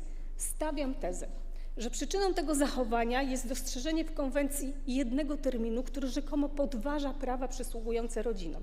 Gender to słowo klucz. Słowo, które wywoływało strach, dreszcz i którym straszono obywateli. Czym więc jest ten osławiony gender, przed którym tak przestrzegają No, że gender to jest taki... Pozwolicie państwo, Karol Marx zacytuję łapie jedną z polskie definicji dzieci pani profesor Anny i Burzyńskiej. obcina Gender to pitoki wywodzący się z i języka dziewczynom doszywa. angielskiego termin naukowy, który oznacza płeć społeczno-kulturową. Skonstruowany zbiór atrybutów, wzorów, zachowań, wyobrażeń i oczekiwań społecznych, a Sikanie na także norm stojąco. związanych z płcią biologiczną, wyznaczające funkcje pełnione przez daną jednostkę w społeczeństwie i w kulturze oraz jej status i przysługujące jej prawa. Gender to Czy jest jest coś Karol niepokojącego Marx w tej mordujący definicji? Polaków Nie, w Katyniu. ale posługując się tym terminem, uznajemy, że pewne role i stereotypy mogą przyczynić się do akceptacji przemocy wobec kobiet. Kraje, które przyjęły konwencję, są zobowiązane do wprowadzenia konkretnych rozwiązań prawnych na rzecz ofiar i profilaktyki przemocy. Mają za zadanie promowanie zmian wzorów społecznych i kulturowych dotyczących zachowania kobiet i mężczyzn w celu wykorzenienia uprzedzeń, zwyczajów, tradycji oraz innych praktyk opartych Wykorzenienia na mniejszości tradycji? kobiet Ktoś i powiedział na wykorzenienie stereotypowym tradycji? modelu roli O kobiet i nie. mężczyzn. Przede wszystkim Tak być to nie będzie. Przede wszystkim takich, które prowadzą do przemocy wobec kobiet. Innymi słowy, promowane powinny być takie wartości jak partnerstwo, wzajemny szacunek, bezpieczeństwo, Obrzydliwe. poszanowanie godności i niezależności partnera, partnerki, równość szans i możliwość realizacji potrzeb oraz aspiracji życiowych każdego z partnerów. Wartości te Lewaków nie pojebało. są zagrożeniem dla rodziny, lecz są wyrazem dążenia do bardziej egalitarnego jej modelu w miejsce tradycyjnie modelu hierarchicznego. Skąd zatem ten opór i strach? Nie wiem i nie chcę wnikać w te przyczyny. Drugim ważnym powodem sprzeciwu bym pownikał, jest kurwa, w zapewne przyczyny to, że może. konwencja zakłada, iż państwa ratyfikujące wprowadzą rzetelną edukację seksualną, której zadaniem będzie działanie przeciwko przemocy i promowanie akceptacji. Edukacji, która buduje pewność siebie, uczy komunikowania swoich uczuć i potrzeb, respektowania granic osobistych i przede wszystkim rozróżniania zachowań odpowiednich od tych, które mogą nam zagrażać. Chyba nie ma się zatem czego bać. Ale pamiętajmy także, że Obrzydliwe. proponowany dokument zakłada między innymi powołanie zespołu, który opracuje prawa małżonków, rodziców i dzieci oraz określi środki służące przeciwdziałaniu przemocy. Nie chcę być złośliwa, ale kiedy używa się zbyt wielu słów, nie jest trudno zgubić rozsądek i z takim przypadkiem mamy chyba tutaj do czynienia. Mówicie Państwo o prawach małżonków, rodziców i dzieci. A gdzie prawa świekrów, wujków, a gdzie dziadkowie? Czy nie jest prostszym i bardziej użytecznym mówienie po prostu o ludziach, o ich prawach? Nikt nie neguje rodzin i nikt nie chce niszczyć ról w rodzinie. Tym bardziej teraz, kiedy Czy wiedzą, że to świat ewoluuje? się No zmienia i właśnie, tak naprawdę widzisz, nie ma kurde, tam wielu dobrych różnie to może punktów być. odniesienia, jakim jest właśnie rodzina. Ale nie stawiajmy barykad pomiędzy dziećmi, rodzicami, małżonkami. Czy naprawdę powinno i ma to nam w czymś pomóc? Nie boicie się Państwo, że kiedy o tak delikatnej tkance ma stanowić zespół monitorujący, minister i mają to robić, uwaga, na planowanych i zorganizowanych pracach zespołu, to zgubimy gdzieś tak naprawdę to, co jest naprawdę ważne? A może po prostu pozwólmy ludziom kochać, nie bać się, nie czuć lęku, ufać, Pojebane. wierzyć sobie nawzajem? Czy naprawdę ma o tym decydować zespół złożony na przykład z przedstawicieli różnych kościołów? Chcecie Państwo wypowiadać umowy i w zamian Nie za to różnych, proponować jednego. pracę zespołów. Czy nie jesteście trochę genderowymi strajkami zamieniającymi siekierkę na kijek? Mówicie o tradycyjnym modelu rodziny. Fasadowe i bardzo pojemne określenie. Model składający się z kobiety i mężczyzny to odwieczny monolit? Nie. Wasz projekt niestety nie epatuje mądrością, rozwagą czy empatią. Wasz projekt chce nakładać ograniczenia, stawiać mury i iść na przekór światu. I dlatego nie możemy się z tym zgodzić. Nie dlatego, że chcemy, aby role i prawa oraz obowiązki się zatarły. Proponowana w ustawie decyzja o wypowiedzeniu konwencji jest fundamentalna. Od tej decyzji będzie zależało, Pojebało w was którą Słowaki. stronę pójdzie nasz kraj. Jej wypowiedzenie jest stopniowym wypisywaniem Polski z szeregu państw, gdzie szanowane są prawa człowieka i tworzenia nowej, alternatywnej rzeczywistości, państwa wyznaniowego, które z założeniami praw człowieka ma niewiele wspólnego. Dlatego ta dyskusja, która dzisiaj się tutaj odbywa, dotyczy tak naprawdę tego, czy widzimy świat progresywnie, czy regresywnie. Bo gdyby ktoś zapytał, czy potrzebna jest konwencja praw człowieka, bądź konwencja praw dziecka i gdyby polski rząd powiedział, że wypowiada którąkolwiek z nich, podniósłby się lament, larum. I zaraz pojawiłyby się głosy, że to zamach na prawa człowieka i prawa dziecka. Dlaczego zatem toczymy dyskusję o wypowiedzeniu konwencji stambulskiej? Dlatego w imieniu klubu Koalicji Obywatelskiej, panie marszałku, składam na pana ręce wniosek formalny o odrzucenie tej ustawy w pierwszym czytaniu. Dziękuję. Bardzo dziękuję. Pani poseł, przyjmuję wniosek i szanowni państwo, wystąpienia klubowe będziemy kontynuowali za 5 minut, bo właśnie taką ogłaszam przerwę. Dziękuję. Kurwa. No, merytoryczna typiara w Sejmie, najgorzej, najgorzej. Najgorsza rzecz, jaka może spotkać obrady, merytoryczna typiara w Sejmie, słuchajcie. Lepiej było, lepiej straszyć genderem, no. Gender to jest ten potwór, który czai się w krzokach, porywa polskie dzieci i morduje je w Katyniu, obcinając chłopcom pitoki i przyszywając dziewczynom. Tak się dzieje na świecie, słuchajcie. Wy się śmiejecie, a to jest zagrożenie dla polskiej rodziny.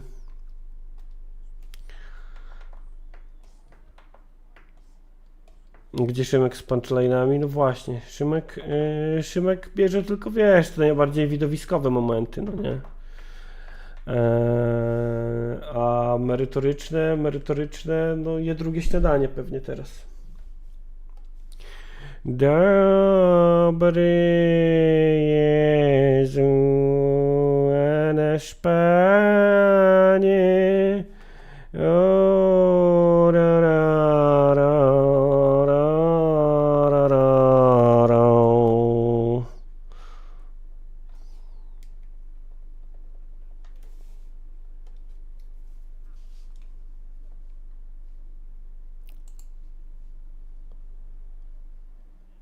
Słuchajcie, kurwa, pusta sala, nudy w tym Sejmie, także kończymy to chyba powoli, Rickiem jest Kosiniak, bo jest wyższy i złowrogi. Słuchajcie, kończymy chyba powoli, ja idę zjeść drugie śniadanie i kombinować odcin. Julo, powiem wam, że z 200 ciągnik widz jadą dalej gdzieś na zbiórkę. A no właśnie, no tak, bo to dzisiaj te protesty w Warszawie. Zresztą mówił o nich tutaj nie jeden na początku streama sejmowego.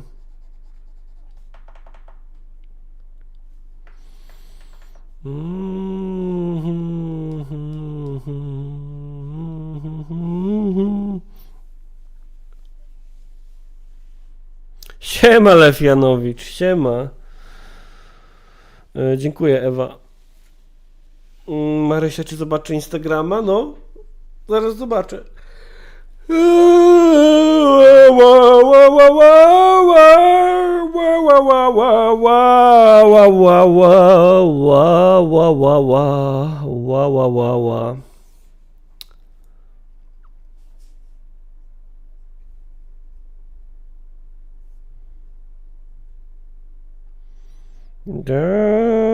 Dobry Jezu, a nasz Panie, Szymona na Insta wrzuć fanarty, się tam dobrze sprzedają, mówisz Aleksandra. Wrzucę, jak skończę. Myślę, że tutaj jeszcze trzeba jeszcze trochę doszymonić go. Tutaj zrobimy kreskę, o tak, pogrubimy tutaj kontur pana marszałka. Dokurwimy go jakimś kolorkiem. Nie tak może za bardzo, może jeden wystarczy kolorek. Myślę, że line, arcik z czarnego też przerobimy na jakiś inny kolorek. I będzie. Co ty tam, Ewa, wrzucasz, powiedz mi. Cyk. Aha, map protestów.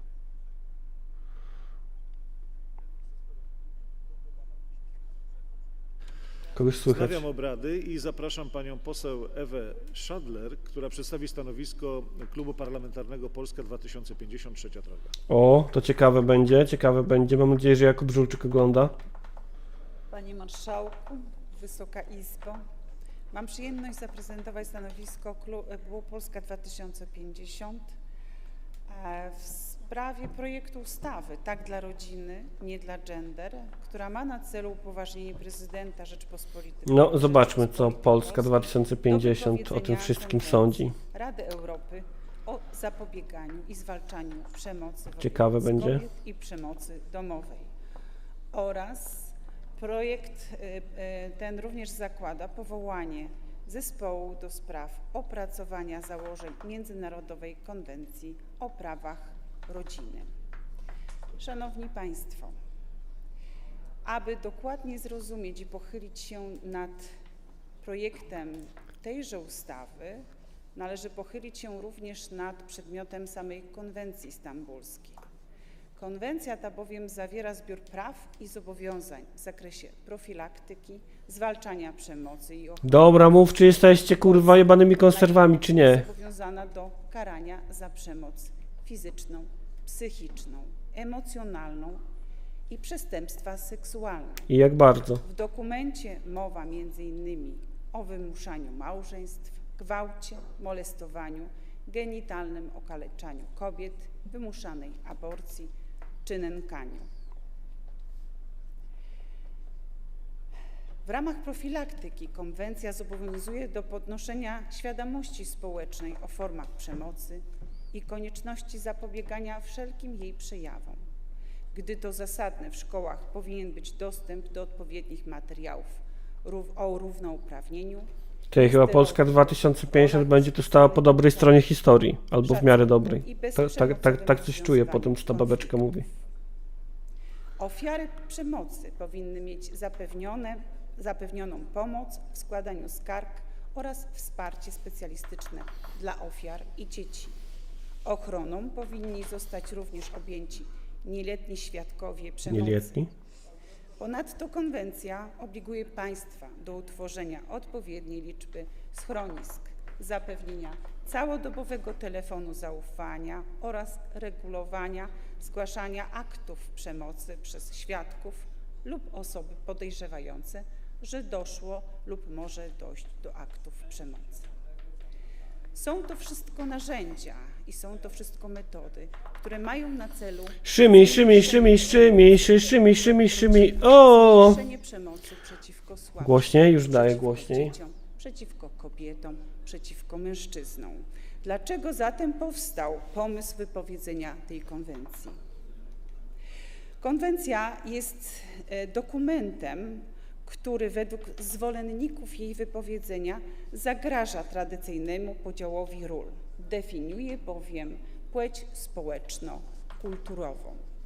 Wprowadzenie tej Najgorzej. definicji Sikanie na płci stojąco. społeczno-kulturowej miało zaś na celu objęcie ochroną możliwie wszystkich przypadków przemocy, bez względu na przyjęty podział na role i nie zastępuje biologicznej definicji płci. Definicja wskazuje, że przemoc ma swoje źródła nie tylko w różnicach biologicznych, ale wynika z przekazywanych kulturowo stereotypów związanych z płcią, postaw i wyobrażeń dotyczących tego, jak kobiety i mężczyźni funkcjonują. I Znowu merytoryczna kobieta. Rozumiem, że Polska 2050 to pojebane lewaki. Wypowiedzenia konwencji przywołują statystyki. Dzisiaj Zamiast wysłać jak prawdziwa polska partia dbająca o interes narodowy chłopa straszącego genderem, to wysłali merytoryczną kobietę na mównicę. To jest problemem przemocy nie do pomyślenia. czy niższy niż w innych krajach europejskich. Nie jest to oczywiście dlatego, że problem w Polsce występuje na mniejszą skalę. W związku z wspomnianym podziałem ról w Polsce istnieje przemoc domowa, ale istnieje również coś, co można określić zmową milczenia. I są na to dowody.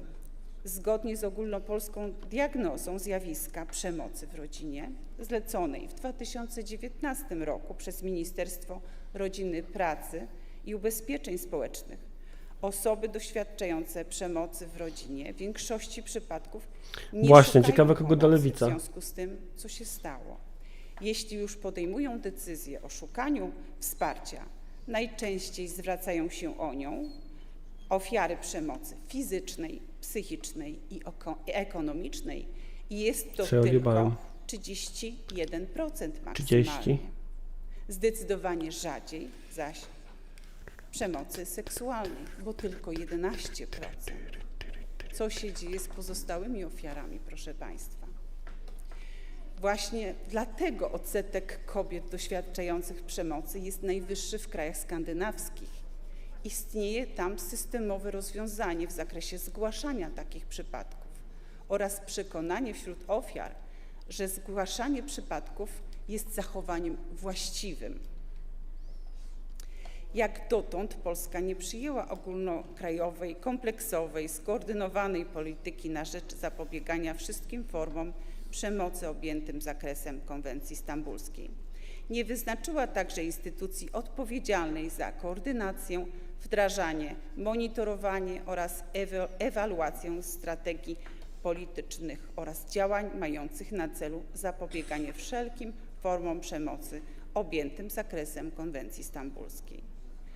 Należy także w tym miejscu podkreślić zawężenie w prawie polskim zakresu ochrony przewidzianego konwencją. Czy on jest kobietą bez uczuć z Lobstera? Kurde, muszę sobie przypomnieć Lobstera, bo oglądałem go bardzo dawno temu, a to dobry film był, pamiętam. Doświadczane przez kobiety, tak w sferze prywatnej, jak i publicznej, w polskim porządku prawnym sprowadzony został do ochrony przed przemocą w związkach bliskich i postrzegany jest przede wszystkim jako zagrożenie dla rodziny, a nie jako przejaw nierówności płci.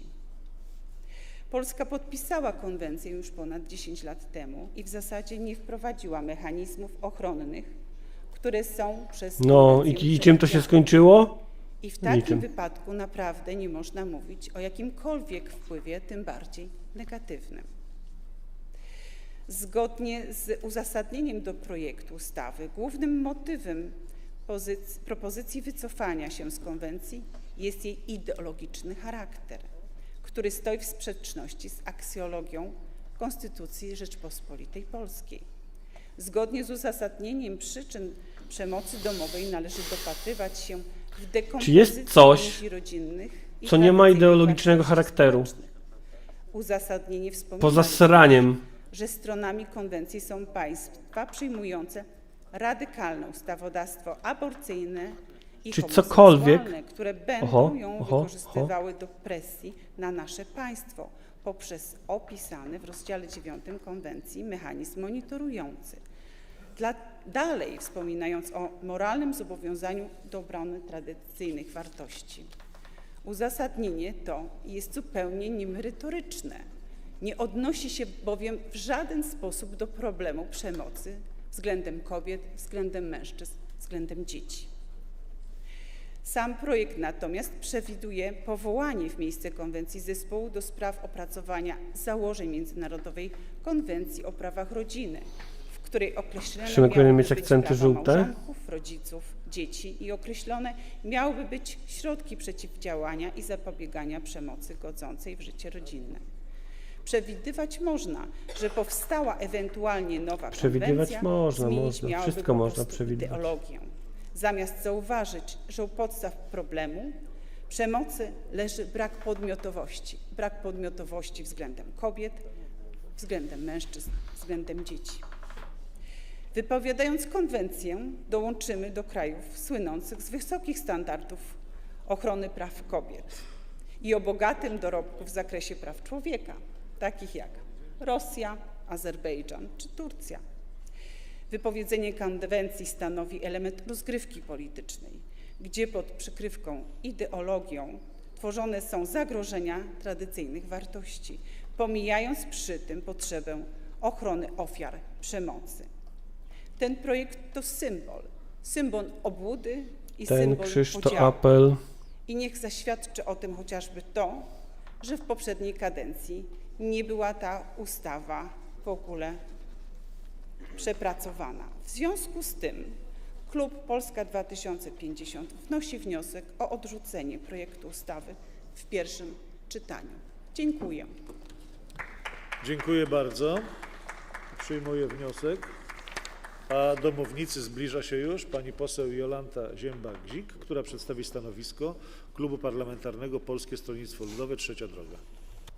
Panie Marszałku, Wysoka Izbo. Wysoka Pragnę przedstawić stanowisko Klubu Polskie Stronnictwo Ludowe Trzecia Droga do projektu ustawy Tak dla rodziny, nie dla gender. Skończmy wreszcie z hamletyzowaniem nad sprawami światopoglądowymi. Mamy naprawdę pilne sprawy do załatwienia w tej kadencji.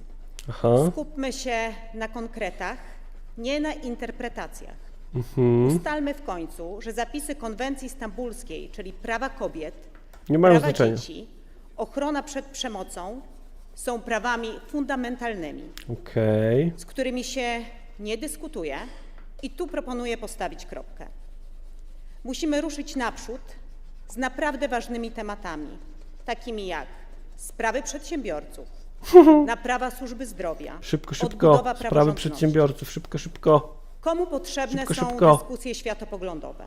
Kiedy Na przedsiębiorcy pewno nie w Polakom, potrzebie. bo niszczą wspólnotę i zabierają czas potrzebny na rozwiązanie ważnych problemów. Szybko. Zapisy Przedsiębiorcy, konwencji szybko. stambulskiej są równie oczywiste jak zapisy konwencji praw człowieka czy konwencji praw dziecka. Kropka. Z tym się po prostu nie dyskutuje. Szybko. Lata dyskusji nad prawami kobiet skończyły się tym, że 70% Polek nie planuje mieć dzieci. Rodzi się najmniej dzieci od II wojny światowej, więc za jakiś czas zabraknie nam pieniędzy na rozwój i nie będzie komu pracować na nasze emerytury. Zabraknie nam pieniędzy na rozwój. W kampanii mówiliśmy: dość marnotrawstwa, dość kłótni, ruszamy do przodu. Pora wypełnić to zobowiązanie. Dziękuję bardzo. Dziękuję bardzo. Głos teraz zabierze pani poseł Anita Kucharska-Dziedzic, która przedstawi stanowisko klubu Lewica. O, proszę bardzo. Przepraszam bardzo, ale ze względu na głos będę sobie pomagała wodą. Rozumiemy. Panie Marszałku, Wysoka Izbo. Tak dla rodziny, nie dla gender. Myślałam przez chwilę, czy w imieniu klubu Lewicy złożyć wniosek o odrzucenie w pierwszym czytaniu. To jest takie nawiązanie scenarzystów do nie obradować. postaci, której już nie ma w tym serialu, czyli Joanny Senyszyn. Ano dlatego, że nie mam żadnych wątpliwości, że wstyd powinien być udziałem zgłaszających ów projekt nie tylko na tej sali plenarnej dzisiaj, kiedy jest nas tak mało. A dziękuję, Ewa, dziękuję. Ale także podczas obrad Coś bym tu dojebał jeszcze. które by się nad tym projektem znęcały, bo jeżeli to znęcanie się nad kobietami wam tak nie przeszkadza, to może powinniście usłyszeć trochę rzeczy, które byłyby znęcaniem sztos, się nad Emmet, naszym projektem. sztos. Gender to nauka. Gender to nauka. Zmienia się. Macie panowie problem? I powiem wam, jak ta Przepraszam nauka bardzo, się... pani poseł. Tak samo jak w przypadku pani poseł, tak i w przypadku panów posłów, którzy tak radośnie się cieszą, będę egzekwował to, aby umożliwić każdemu z tej mównicy swobodną wypowiedź. Zmieniają się nauki społeczne, zmienia się stan prawa, zmienia się nasza wiedza społeczna, nasza wiedza socjologiczna. Prawo kiedyś legalizowało sytuację, w której można było człowieka zabijać. Dzisiaj prawo w Polsce wyklucza sytuację, żeby w świetle prawa kogokolwiek zabijać. Prawo kiedyś pozwalało palić kobiety na stosie, dzisiaj już tego prawa nie ma, aczkolwiek wielu jeszcze za nim tęskni. Jest w wielu krajach nawet prawo pozwalające okaleczać dziewczynkom narządy rodne. I między innymi konwencja stambulska wprowadza jednolity standard na terenie Europy, żeby tym I palić w dziewczynkom knajpach bez pozwalało względu na kiedyś to, prawo. z jakiej grupy kulturowej, z jakiej grupy plemiennej czy z jakiej grupy religijnej się wywodzą, żeby nie można było im okaleczać narządów rodnych. Prawo się zmienia. Prawo kiedyś stanowiono w ten sposób, żeby chroniło pewne plemienne interesy. I powiedzmy sobie jasno, są pewne pozostałości niegdysiejszego prawa własności kobiet i dzieci, bo były własnością mężów, rodzin, których już dzisiaj nawet nie rozumiemy, że jest to ślad pewnej własności. To, że ja nazywam się Kucharska-Dziedzic, to znaczy, że Kucharski był mój ojciec, a Dziedzic to mój mąż. I w myśl dekalogu, tego jednego ostatniego przykazania, które jest dzisiaj 2 przykazaniami, kobiety i dzieci, tak jak zwierzęta, wchodziły kiedyś w skład majątku mężczyzny. Dzisiaj już tego nie ma. Zostały pewne pozostałości. Nadal kobieta zgłasza, musi zastosować sprzeciw na przykład, jeżeli w Urzędzie Stanu Cywilnego jest jej dziecko rejestrowane, urodzone, bo domniemanie ojcostwa jest ze strony męża. I kobieta musi powiedzieć, jeżeli będzie chciała rodzice, jeżeli dziecko nie będzie miało mieć nazwiska męża, jeżeli to jest związek nieformalny. Dlatego, że to po prostu pozostałość pewnego prawa, które się zmieniło. Zostały nam gesty i symbole, które są już kompletnie nieczytelne. Ale jak słyszę ten sprzeciw wobec gender, wobec płci społeczno-kulturowej, to przypomina mi się taka słynna scena. Dlaczego panowie sikacie na stojąco? Nie z serialu Dom, przepraszam, z serialu Noce i dnie, która ma też swoje źródło w książce Marii Dąbrowskiej. Ludzie chowaj ta dzieci, doktory jadą. I to jest mniej więcej ten stan strachu pewnych niewykształconych grup społecznych przed osiągnięciami nauki. Ludzie bali się lekarzy, bali się szpitali, bali się szczepionek, bali się pociągów, automobilii. Bali się też nowych rozwiązań, które przynosiła nauka społeczna czy nauka Trochę prawa. klasizm, co? Zmiany prawa także Kancel leci. powodowały wielokrotnie różnego rodzaju konflikty. I dzisiaj Państwo, wnioskodawcy owego projektu, jesteście w trudnej sytuacji, ponieważ ta znienawidzona przez Was konwencja stambulska, która mówi dosyć z plemiennym traktowaniem kobiet, nawet jeżeli ono zostało usankcjonowane przez jakąkolwiek religią, została przyjęta przez Parlament Europejski. I Wasze próby wypowiedzenia konwencji stambulskiej w Polsce oczywiście są skazane na fiasko, ale one są także skazane na fiasko w całej Unii Europejskiej. I ja rozumiem, bo czytam nazwiska wnioskodawców, że macie Państwo problem z tą cywilizacją Zachodu, która jest taka okropna i niesie za sobą wolność człowieka, wolność kobiet, podmiotowość dzieci, prawa osób, które są nieheteronormatywne do funkcjonowania w społeczności. Nie wiem, tego nie sprawdziłam, czy wśród tych Waszych wnioskodawców oczywiście są przedstawiciele Ordo Iuris i nie sprawdziłam, czy Marta Lempart nadal nie może mówić, że Ordo Iuris jest finansowane z Moskwy, Może. czy już może o tym mówić, jak z tym zabezpieczeniem sądowym. Ale tak, sprzeciw wobec konwencji stambulskiej to jest sprzeciw tej kultury moskiewskiej, putinowskiej, wschodniej. Prawda. I przypominam, że ostatnie przypadki traktowania gwałtów, A nawet gdyby nie był finansowany metody przez wojennej, Kreml, metody to walki. generalnie To jak są się jest przykłady konserwatystą, z to jesteś uświadomionym stosowane albo przez nieuświadomionym moskiewskich agentem żołdaków wpływu tego typu Rosji. metody. Takie jest moje zdanie w Kobiety tym temacie. i dzieci nie są własnością mężczyzn. I nie będziecie sobie, panowie i panie z Ordo Iuris, budować poczucia własnej wartości na traktowaniu innych ludzi jako gorszych.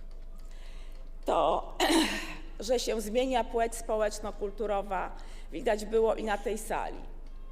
Najdłuższe włosy kiedyś, charakterystyczne dla kobiet, nosił poseł Konfederacji. Zniewieściały znaczy się, tak?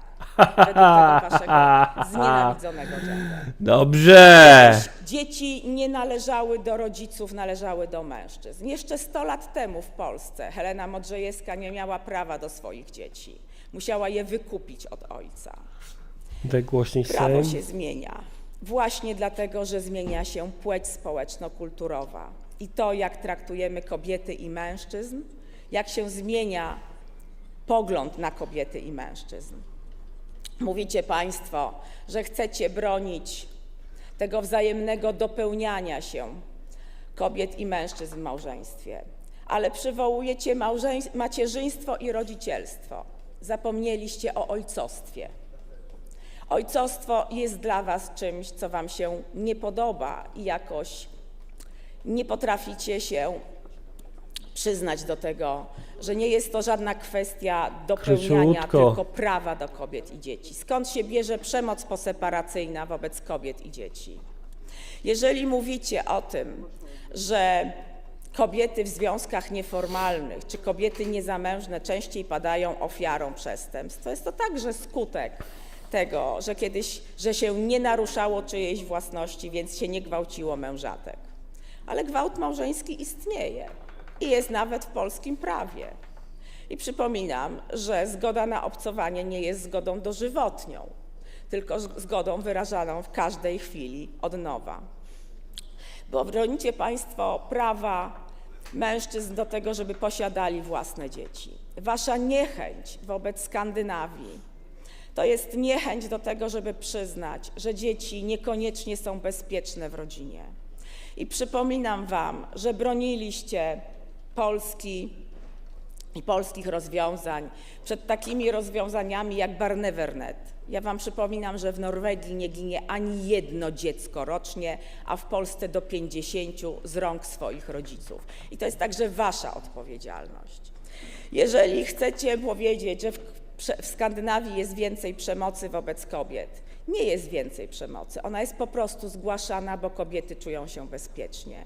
A polskie rozwiązania służące bezpieczeństwu kobiet w rodzinach i bezpieczeństwu dzieci są zwyczajnie nieskuteczne. Niebieska karta nie jest obowiązkowa ani dla sprawcy przemocy, ani dla osoby pokrzywdzonej. W związku z tym absolutnie nie spełnia swojej roli. Fundusz Sprawiedliwości przejęty przez Zbigniewa Ziobrę pierwsze co zrobił, to wykluczył z Funduszu Sprawiedliwości organizacje kobiece pomagające ofiarom przemocy domowej. W moim województwie zamiast 1800 kobiet ofiar przemocy domowej z Funduszu Sprawiedliwości korzystało 200.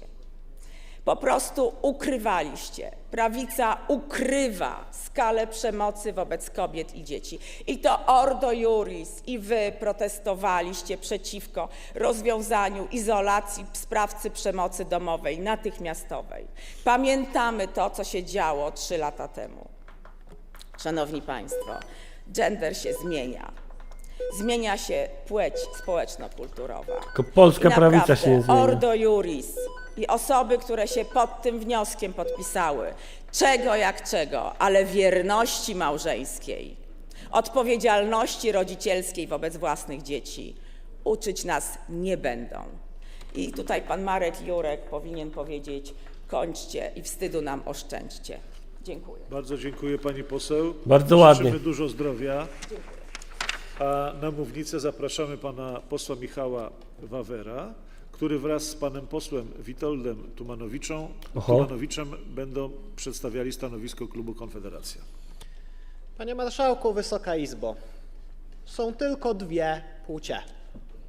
Każdy człowiek rodzi się kobietą lub mężczyzną Nie da się tego zmienić na przestrzeni swojego życia, bo decydują o tym geny. Dobra, nie, słuchajcie, Dzięki Bogu jeszcze kończymy, zmieniać. bo ja Konfederacji nie zdzierżę. Jeżeli komuś wydaje się, że jest innej płci niż ta, z którą się urodził i która jest zapisana w jego genach, to należy go potraktować z szacunkiem, delikatnością i zapewnić mu odpowiednią terapię, a nie zachęcać do okaleczenia się na stole operacyjnym.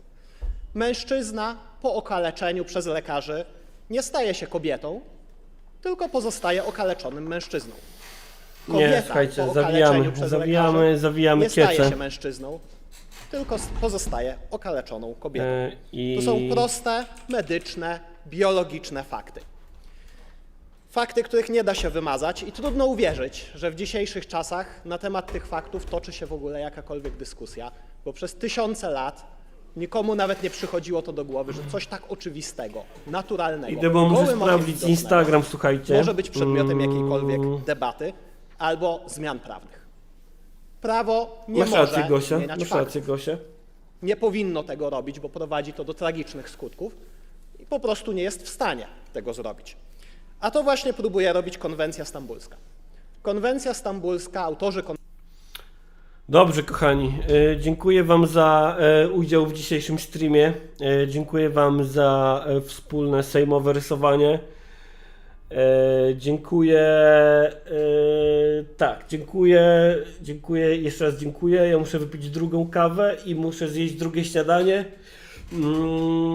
i robić jeszcze różne rzeczy. Myślę, że być może zobaczymy się w weekend, a na pewno zobaczymy się w poniedziałek. Prawie na pewno, jak mi się znowu nic nie wypierdoli, jak w środę. Pamiętajcie o łapkach w górę. Zostawcie mi w komentarzu komentarz o treści gender.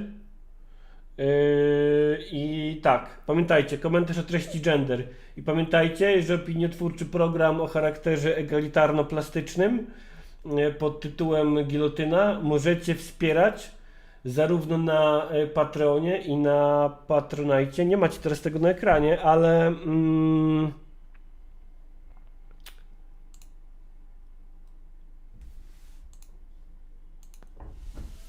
tak, teraz macie. Dziękuję za dziś. Jebać faszoli i niech się Putin chujem dusi, że tak pozwolę sobie zarymować. Do widzenia, do jutra, do zobaczenia, do usłyszenia, do napisania, do narysowania, do zgenderyzowania, do cześć, elo, cześć, do zobaczenia, elo. Ej, u mnie też chyba rolnicy jadą na protest. Słyszę teraz. Dzięki Julo. I pokrętełkami.